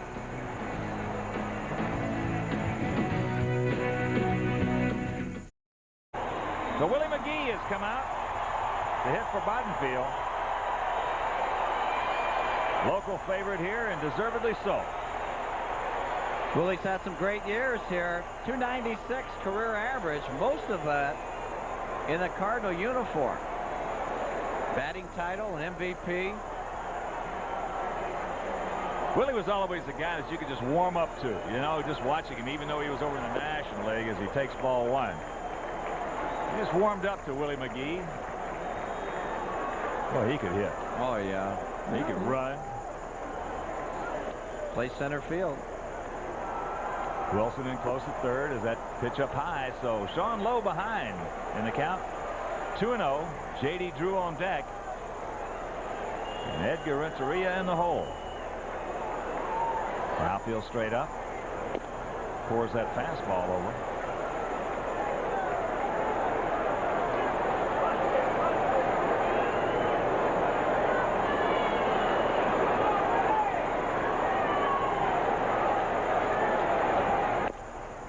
Three and 1. No walks, Sean. No walks. Make him hit his way on. You can live with that.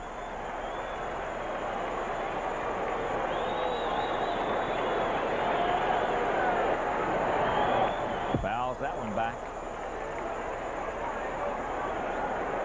So Willie McGee, who has scored 999 runs in his career. And he has 347 stolen bases. And this is his 17th year in the major leagues. There's a chopper Durham, the 2-hopper. Yes. So Sean Lowe comes back to get him. And a big out.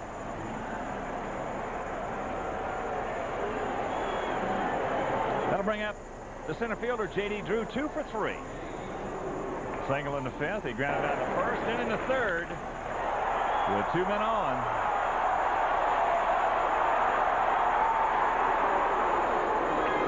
Frank got his 6th homer of the season. We're talking about the injuries that the Cardinals have had.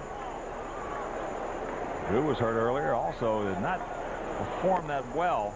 Been a disappointment, as has Eli Marrero. Really, if you're looking for the Cardinals as far as an upside go, they should be a team with an upside in the second half. Of course, they've got a long way to go. 2 games under and 8.5 back. Yeah.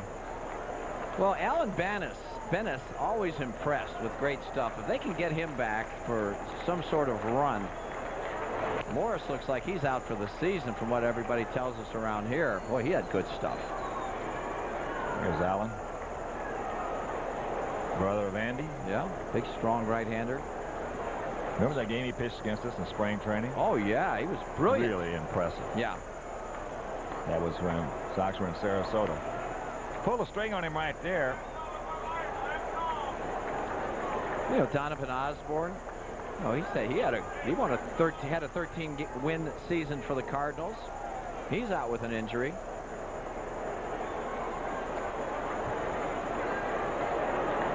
From a real good change right here, or a high fastball. Fastball up.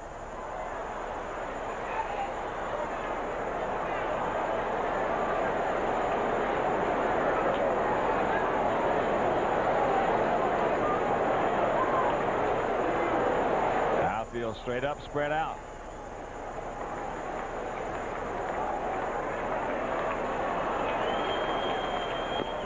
Yes, he's gone. He'll grab some bench for out number 2.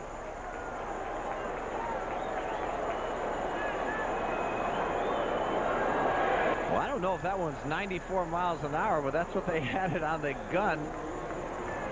And he just threw that one right on by him. Look at this. Looks like a pretty good pitch to hit from a location standpoint. Just below the belt. Out over the plate.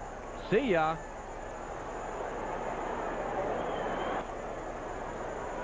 So here's Renteria. Takes strike 1. We're talking about Jerry Crawford and Paul Nauert. First 2 games did a terrific job behind the plate. Hey, Brian Gorman had a tough night at first last evening, having a good game behind the plate tonight. Darn right. Yeah, we've had 3 excellent ball games from the home plate umpire in this series. Real good.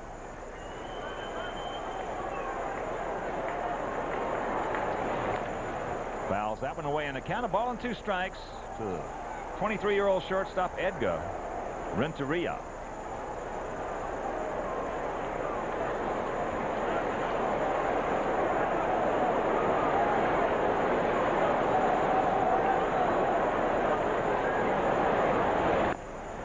That's hot.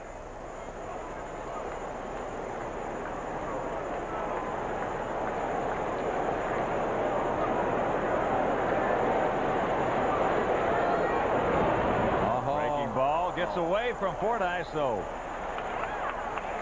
Renteria will reach.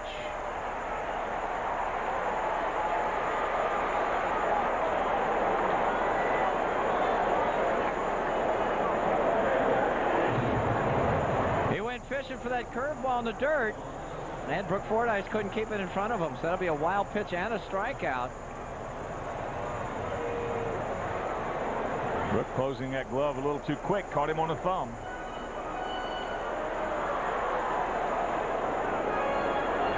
So that'll keep the inning alive for Sean Dunston.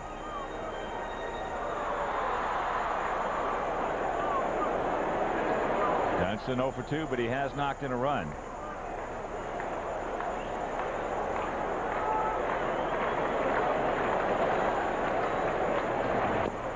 First pitch strike on the inner half.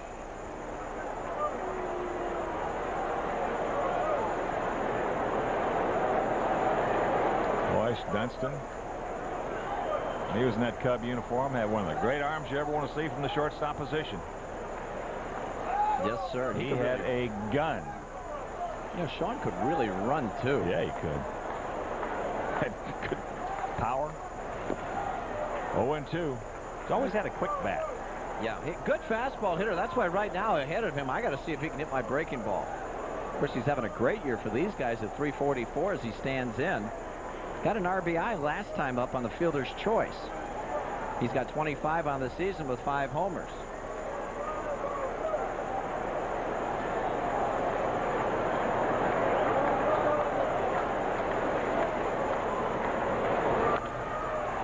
Flips that one foul. Souvenir right side.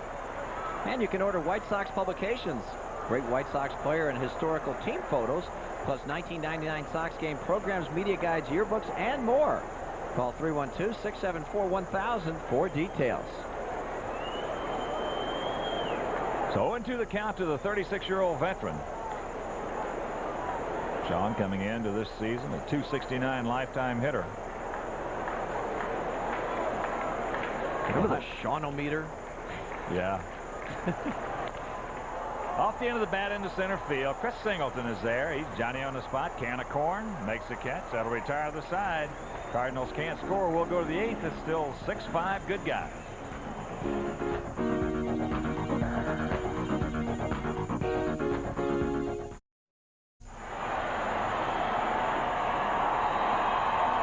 Sean Lowe. A little pat on the head right there from Paul Konerko. Well, he has really done a terrific job for the Sox. He has been. Well, he came over from the Cardinals for John Ambrose, and what a job he has done. Turns out to be another good deal, another good trade for Ron Schuler.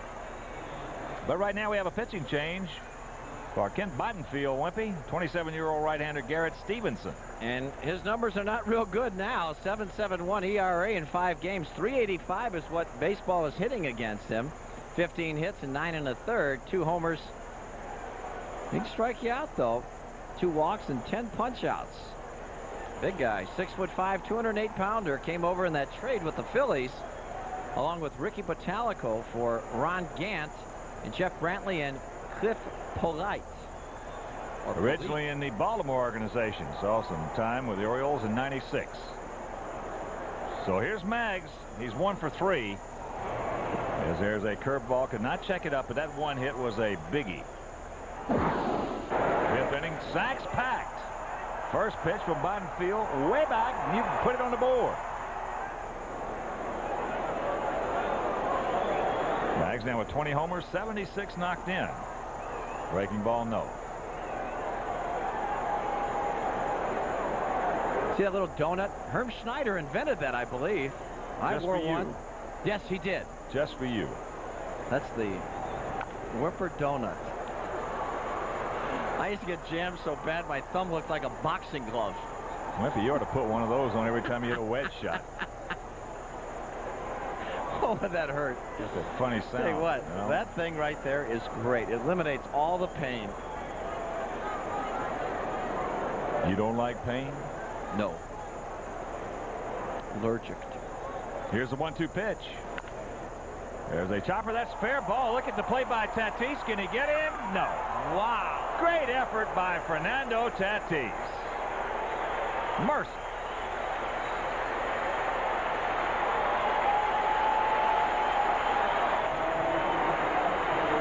Well, that's as good as it gets right there from a third baseman diving. Look at this. Ball hit right down the third baseline. He's in foul territory. His whole body. And watch, he throws from his knees and gets a lot on it. Some guys are going to be out. I'm looking at one and you looking at one. Wow. What a great effort. Woo! Here's Carlos. Carlos 0 for 3 tonight. Twice he's gone out to right. Once he's grounded out to Tatis. As he takes ball 1, outfield straight up.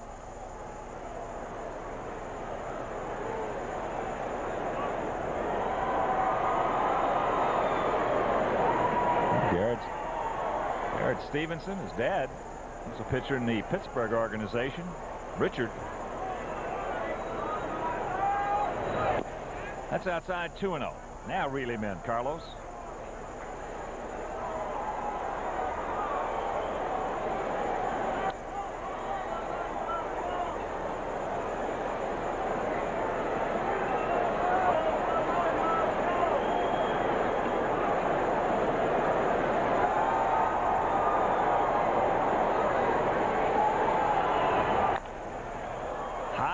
Deep and foul.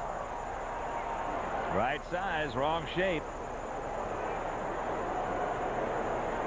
High changeup, just a hair quick. So Brian Little talking with Ordonez at first. Maggs has 7 stolen bases in 12 attempts.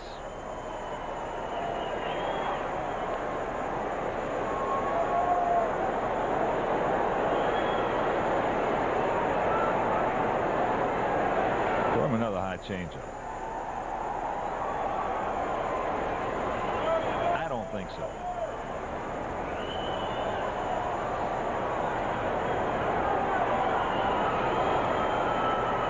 That looks a little facially like Danny Darwin. He does? I do. I think he does. Your what hurts? There goes Maggs. Morello can throw, but not in time. Maggs picks up number 8. And a 2-2 count to Carlos. There was a changeup, but this was a real good one by Stevenson. And that helped Maggs get in there ahead of the throw by Morero. See, he checks to see if the ball was put into play. The straight leg slide got him in there. Well, Morero can get it down there. Maggs had a big jump. Wow, that was close. Breaking ball hit hard right at Langford. That's a hang whoop'em for Carlos.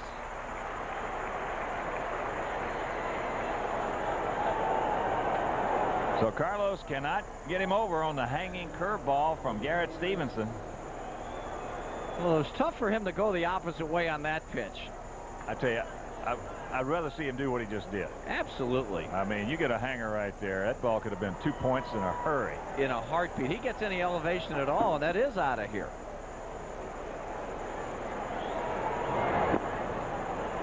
Brooke Fordyce 0 for 3.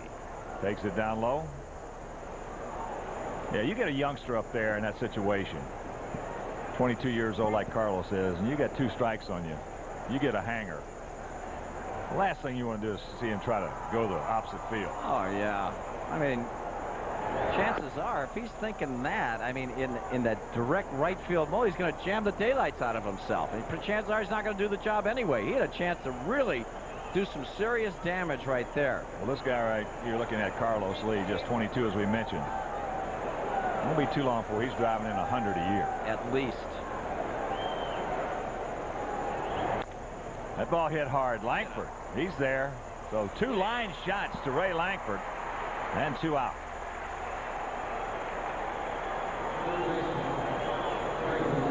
Two Adam balls.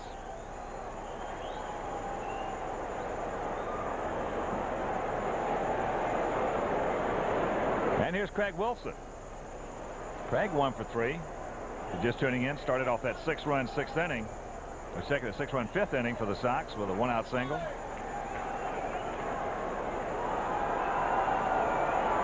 Craig get a good chance to pick him up. Toughest run in baseball to knock in. And his second 2 out as he takes ball 1.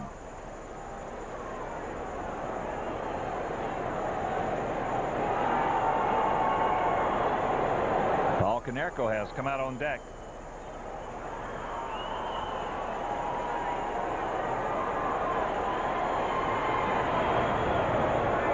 Curveball. Maggs thinks better about it, and advisedly so.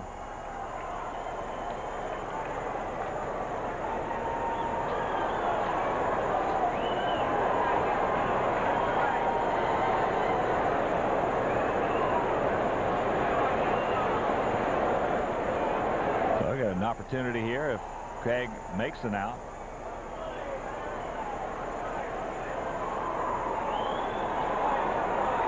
Or another double for a switch. There's that curveball down low.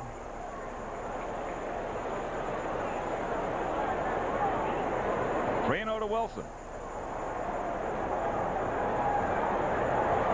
6-0 for the Sox, 5-6-0 for the Cardinals. That's ball 4. So here comes Canerco hitting for Sean Lowe.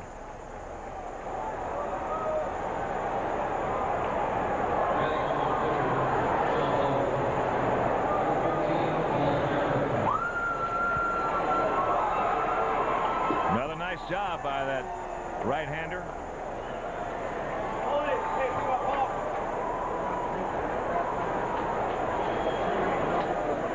Sean working 2 innings, giving up nothing. Couple of strikeouts. Oh, he has done a job, hasn't he, Wimpy? Oh, he has been terrific. Boy. I like that new do. Yeah, it's lovely. Doesn't look good on you. Had one. Been there and done that, huh? Yeah.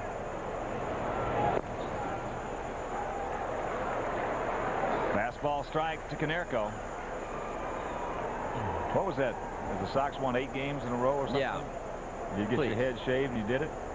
I had to. We got to have a rerun of that. No, these guys are a lot better than that team. Believe me. That's First time. 1-1. First time in the history of baseball that a last place team in 10 years won 8 games in a row. Figure that. And the Whipperoo paid the price. Yes, sir. Willingly. Nah. Just say I paid the price. Grudgingly. Well, you sure didn't pay the money. I know it was free haircut. Oh, yeah, he hung that one way high. So the count 2-1 to Konerko. Mike Caruso, the on-deck hitter. All right, Paulie, stay back. Not get greedy. You get him in a good spot right here. 2 on, 2 out, top of the 8th. 2-1 count. Reel him in.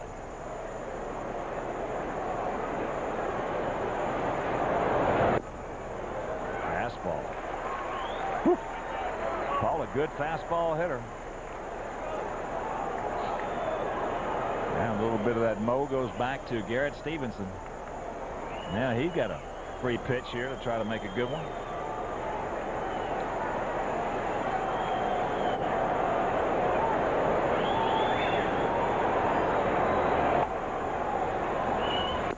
Checks it up, full count.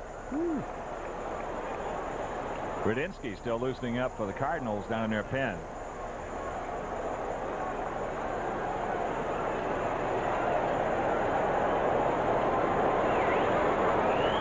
So Maggs at second, Wilson at first.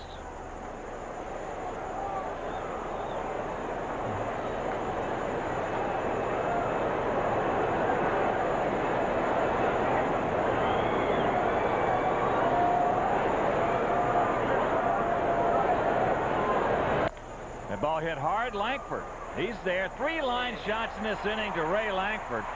3 hang whoop'ems. Meanwhile, Sox can't score. We'll go to the bottom of the 8th. They lead it by 1.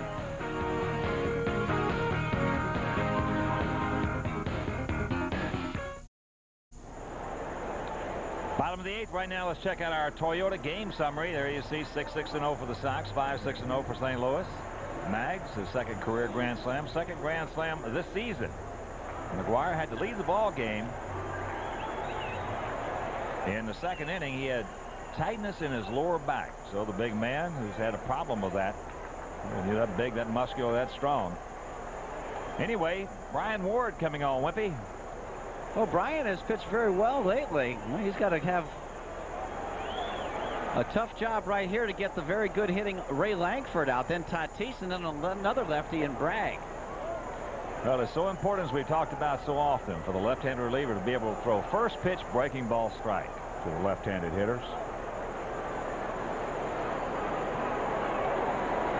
Here's the 1-0. Fouls it down. That is almost getting to be, from a manager's standpoint, a prerequisite. First thing they want to know is can he throw first pitch breaking ball strike? Because the left-handed relievers who throw hard, well, they can do anything they want to do. They can get you out anyway. Yeah, you got to be a little funky too. There's a base hit. So the leadoff man aboard for the Cardinals here in the bottom of the 8th inning.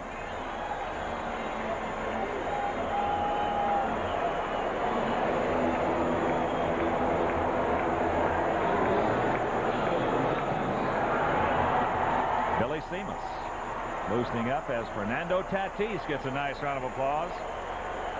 He's 1 for 3, his 19th homer, with 1 out in the second inning.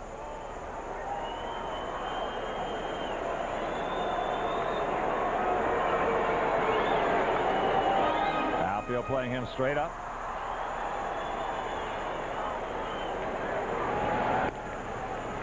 That's the ball.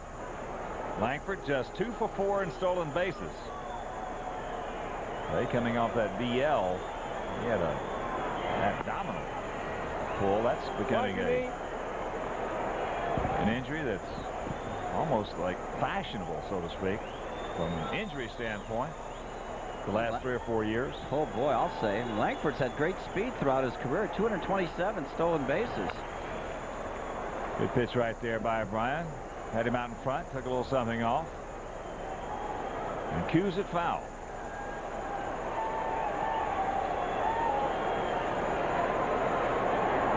Tatis is dangerous. Only major league player in history to hit 2 grand slams in 1 inning. Did it against the Dodgers and hit them off the same guy, Sano Park. There's a strike on the outside corner. So the count 0-2 to Tatis.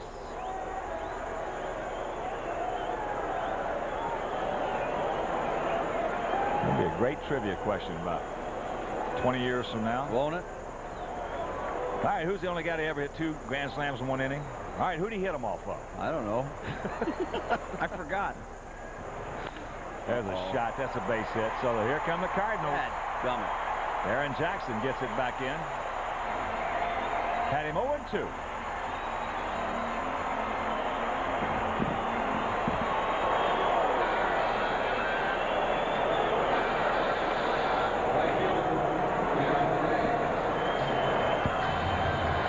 He threw that one right in his wheelhouse.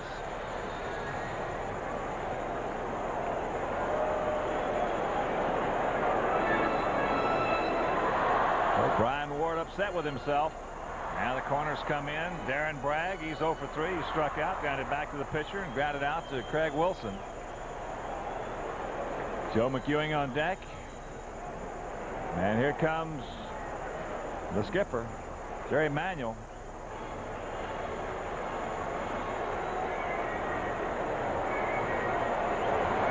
Well, he's going to go get Seamus.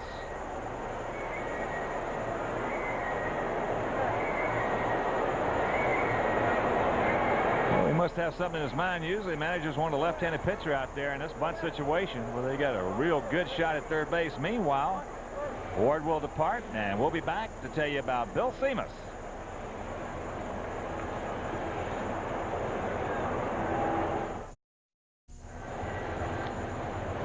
Oh, Jerry Manuel making a bit of a strange move right here. Left-handed hitter Darren Bragg, left-handed pitcher, and Brian Ward. And he opts to go with a right-hander, Billy Seamus. Wimpy? Well, we'll see how this shapes up. Billy 2-2 with a 4.19 earned run average. He has earned 2 saves. 37 games. 257 is what the league's hitting against him. 38 hits in just over 38 innings. 5 homers, 17 walks, 20 strikeouts. So it's a definite bunt situation, you would think. That's Tony La Russa. Well, I was going to say, with Tony, you never know. Yeah.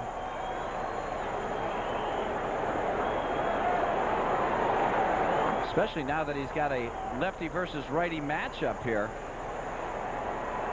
Well, either way, I know Darren Bragg is happy. You're darn right he is. Wilson coming in. Here comes Big Frank. That pitch inside, and the count 1-0. Langford at second. Tatis at first. Nobody out. Bottom of the 8th inning. 6-5 White Sox.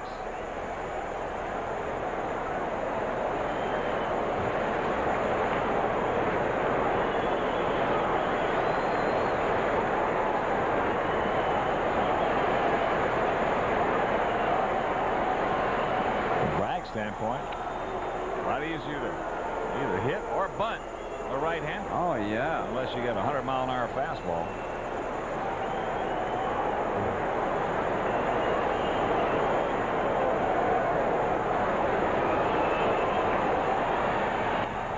Hello. That's popped up, back out of play. Well, he was in a similar situation the first night of this series. Popped up a bunt attempt. And he didn't even move from home plate. That's right. If the ball hadn't have been right down the first baseline or close to it, Frank could have let it fall, let it drop. Got a quick double play.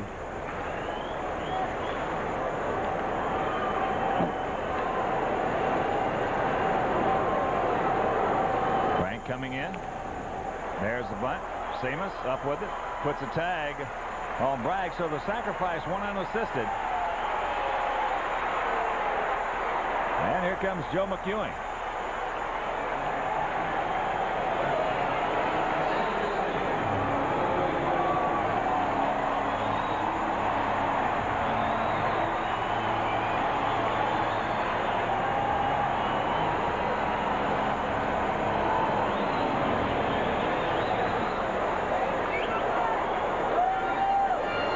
McEwing 0 for 2. He's grounded to second, grounded to short, and he was hit by a pitch.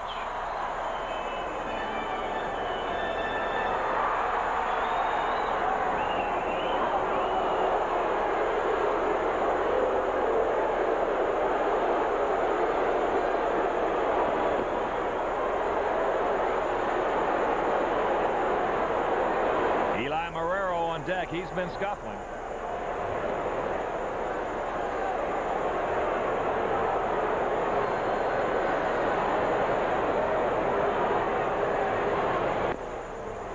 So I had to load him up. And here comes Marrero.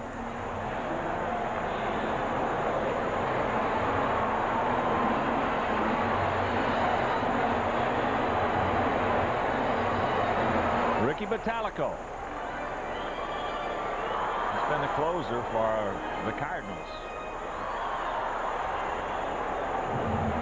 Bottalico with 12 saves. Now Jerry Manuel wants to come out and make sure that everybody knows exactly what's on his mind.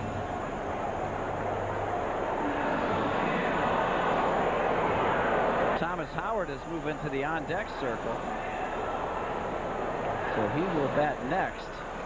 But in the meantime, while we have a moment, it's Lifesavers Bubble Yum Blowout this Saturday. Not this Saturday, but Saturday, July 24th, 6:05. Blue Jays in town. All kids 18 and under can enter a bubble blowing contest. Biggest bubble will win. One lucky kid can win 2 tickets to the 1999 World Series game. Contest starts in the center field concourse when the gates open at 4:30 and runs until the bottom of the 4th. Children under 13 must have consent of parent or guardian. Call 312-831-1-SOX. So now time is called. Whoa. Usually what manager will say in that situation to his infielders, look, if you know you can turn a double play, go ahead. Make sure you can turn. If you can't, come home. Sacks packed, 1 out.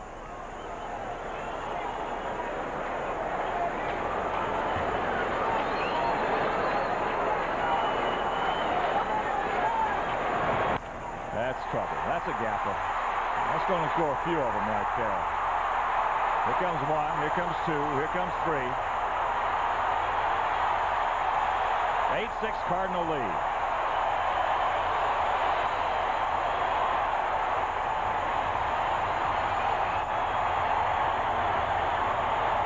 Looked like a hanger. And Eli Marrero did not miss it. Yeah, a lot of guys are going to hit this pitch. Slider up in the strike zone. Take a look. Ouch. Belt tie out of the middle of the plate. And he creamed it right in the gap. So Marrero's 11th double. Mercy. Thomas Howard. Switch hitter cannot get that one. 8-6 St. Louis.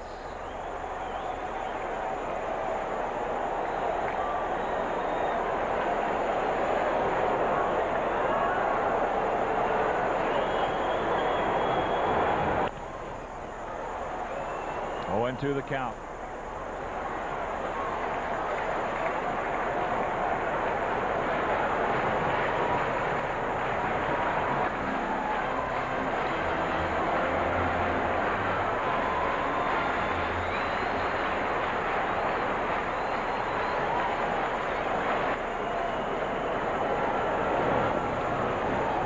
Outfield straight up.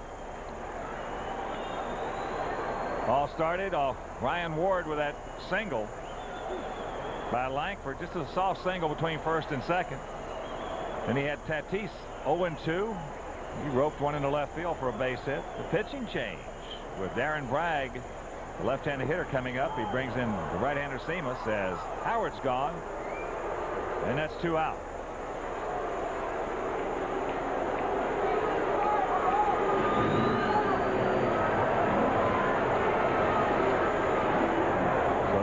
Bragg with a sacrifice bunt, the intentional walk to McEwing, and in the first pitch, a hanger from Seamus to Marrero, and he unloads it. So here's Drew. He's 2 for 4. JD, a 3-run homer and a single.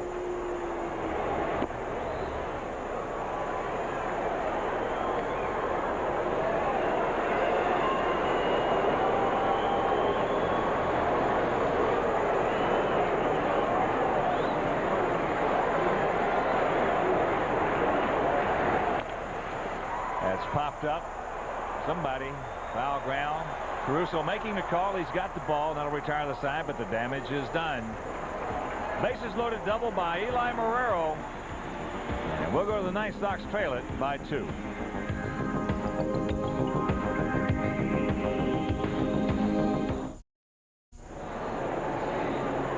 The big bases loaded double by the catcher Eli Marrero on the first pitch from Seamus.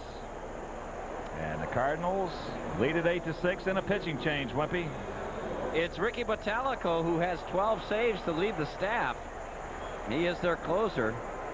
1-5 on the year, a .386 earned run average in 43 appearances. A league batting .254 against Ricky this year. 47 hits in 49 innings. That's good. Just 3 homers. 28 walks, though, so he can put you on base. And 43 strikeouts. So Ricky, who struggled last year with the Phillies, was injured, but in 96 and 97 he had 34 saves in each of those seasons. So Ricky Bottalico, 6'1", 217-pounder from New Britain, Connecticut. He's 29 years old. And a defensive change for Sean Dunston. David Howard moves in at first base. Mike Caruso will lead it off. It'll be Caruso. Durham and Singleton. Come on, Mike. Mike takes strike 1. Mike's been to the plate one time. He popped up to the shortstop.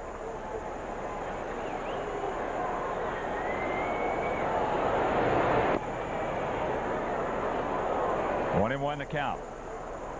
Langford, shallow and left. Boy, last inning there could have been some damage done. There were 3 rockets hit right to Langford. That's right. Could have been a big inning. That's inside. 93-mile-an-hour fastball by Ricky Bottalico. So the Sox have been shut down except for 1 inning in the 5th where they scored all 6 of their tallies. Highlighted a grand slam homer by Maggs. There's a chopper base hit right back through the middle.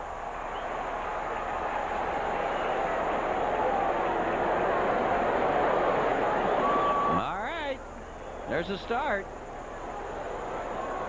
Oh, Ray got to the top of the order now. Ray Durham, Singleton, Big Frank, and hopefully Maggs will get a shot.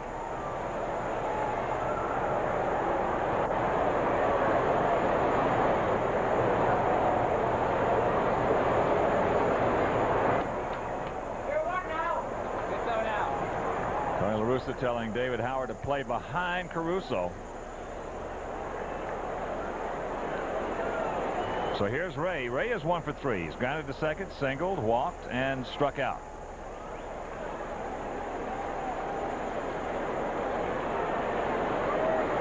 Ray now 7 for 14 in this series. Tatis way in on the grass at third outfield. Just about straight away is that breaking ball inside.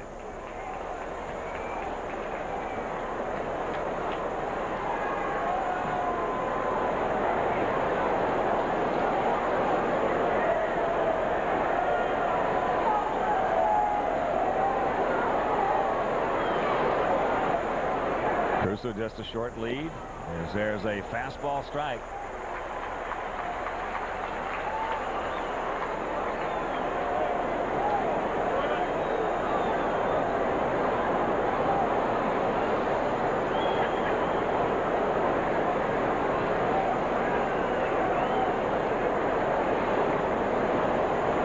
Big pitch right here.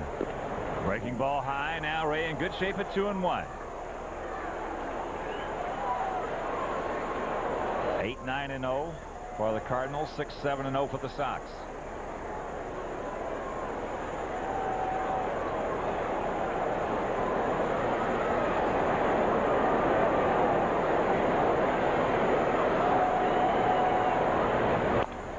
Good rip at a fastball. The New Era Cap Corner is located in the left field corner of the main concourse at Comiskey Park. It's open during all White Sox home games, and you can find a wide variety of White Sox and other team caps in all sizes at the New Era Cap Corner. So 2 balls, 2 strikes to Durham.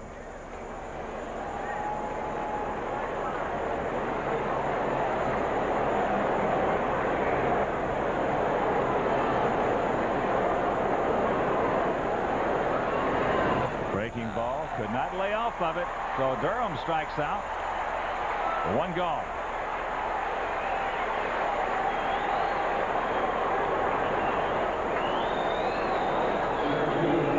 Ray's done this 2 times in a row now. Last time up against Bottenfield. Curveball, he chased it in the dirt. So that's a big out for St. Louis. As we talk about, Ray has trouble protecting up and down. He really protects well in and out. So here's Singleton.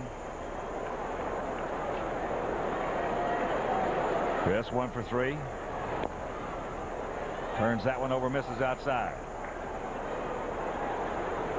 Just a big RBI single back in the 5th. 1 time, Christopher.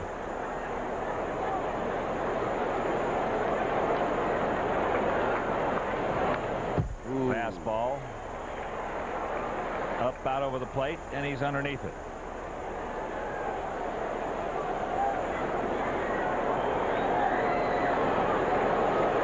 Cardinals led it 4-0 after 3. Sox, as we mentioned, picked up the 6th in the 5th. Cardinals added 1 in the 5th. And just put that 3 spot on the board last inning. Now Howard way back of Caruso as that pitch off the outside corner. 2 balls and a strike to Singleton.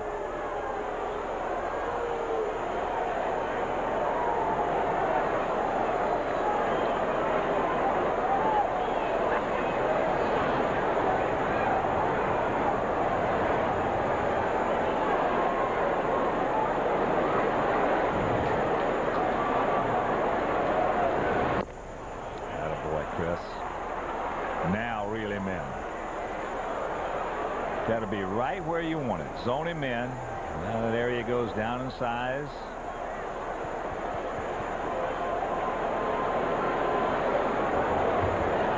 Look for that gas and let it fly.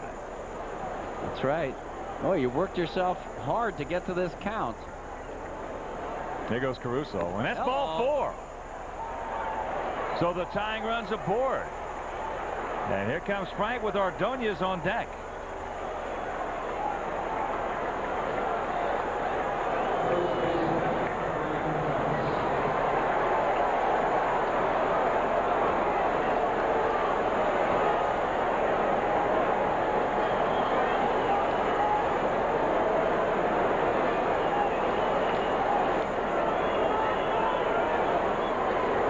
Tonight has walked twice. He's grounded to second, and he's fouled out to first.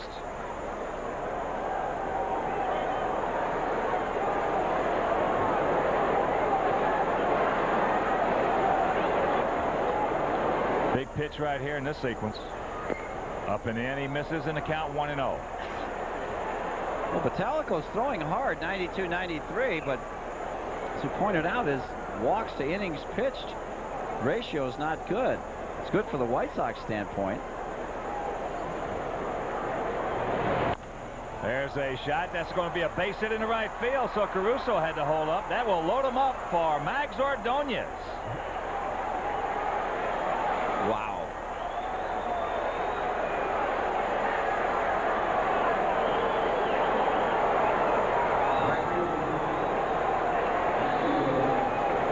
It's all Batalico. Nobody down in that pen as Frank lines it out there, and now Tony La Russa is coming on. You can see Aaron Black right where he should have been, playing deep. Yeah, protecting against anything over his head. Yeah, early in the ball game, he probably would have made the play. they're going to talk about right here is how Tony La Russa wants to get after Ordonez. Mags is 2 for 4 in this ball game. His second career grand slam, his second of the season, coming back in the 5th. I mean, that was on first ball fastball.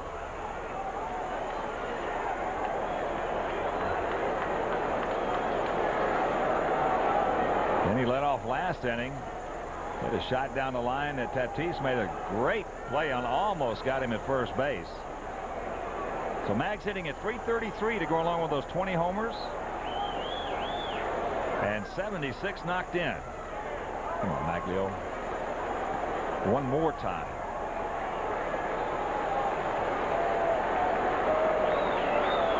And as it was to Frank, here's a big pitch in this sequence. Always the first pitch. Pops him up on a breaking ball. David Howard. And that's, you can bet that's what La Russa told him. I don't want any first ball fastballs. He remembers the one from Bottenfield. First pitch breaking ball. He had it in a great spot. Yeah, he did. Slider, hard slider right on the outside corner. Looked like he dropped down a little bit, put that arm slide at a little bit different angle. Got the easy pop-up. There's a pitch right there that as Mags plays more and more and more, he'll just look at and give it to him. Yeah, give it to him. So here's Darren Jackson. Wow. There's another one. Good breaking pitch, slider on the outside corner. Darren making his first plate appearance. Sox down to their last out. Sacks packed. Come on, DJ, get yourself a knock.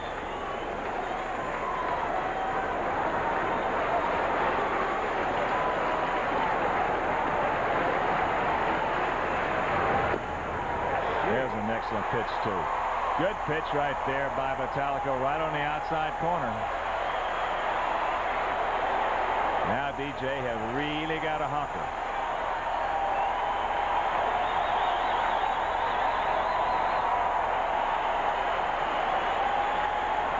And here come the Cardinal fans.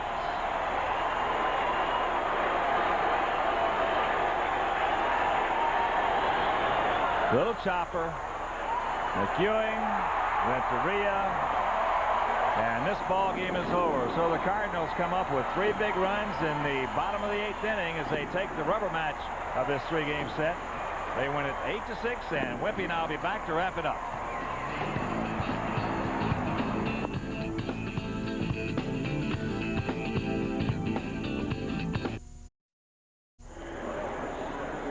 Right now, let's check out our Miller Genuine Draft play of the game. Coming with the bases loaded, bottom of the 8th inning. Sox up by 1, and Eli Marrero at the plate. Wimpy.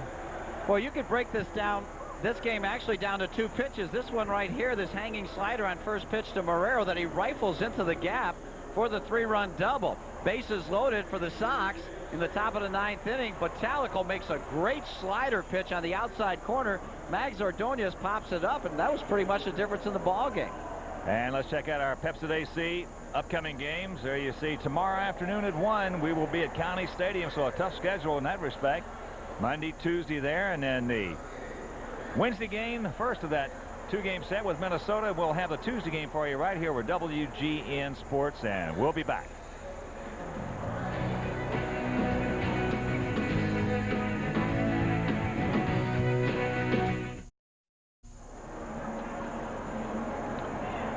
And the final totals in the finale of this 3-game set as the Cardinals take the rubber match. For St. Louis, 8 runs, 9 hits, no errors. They left but 5. For the Sox, 6 runs, 8 hits, no errors. They stranded 8.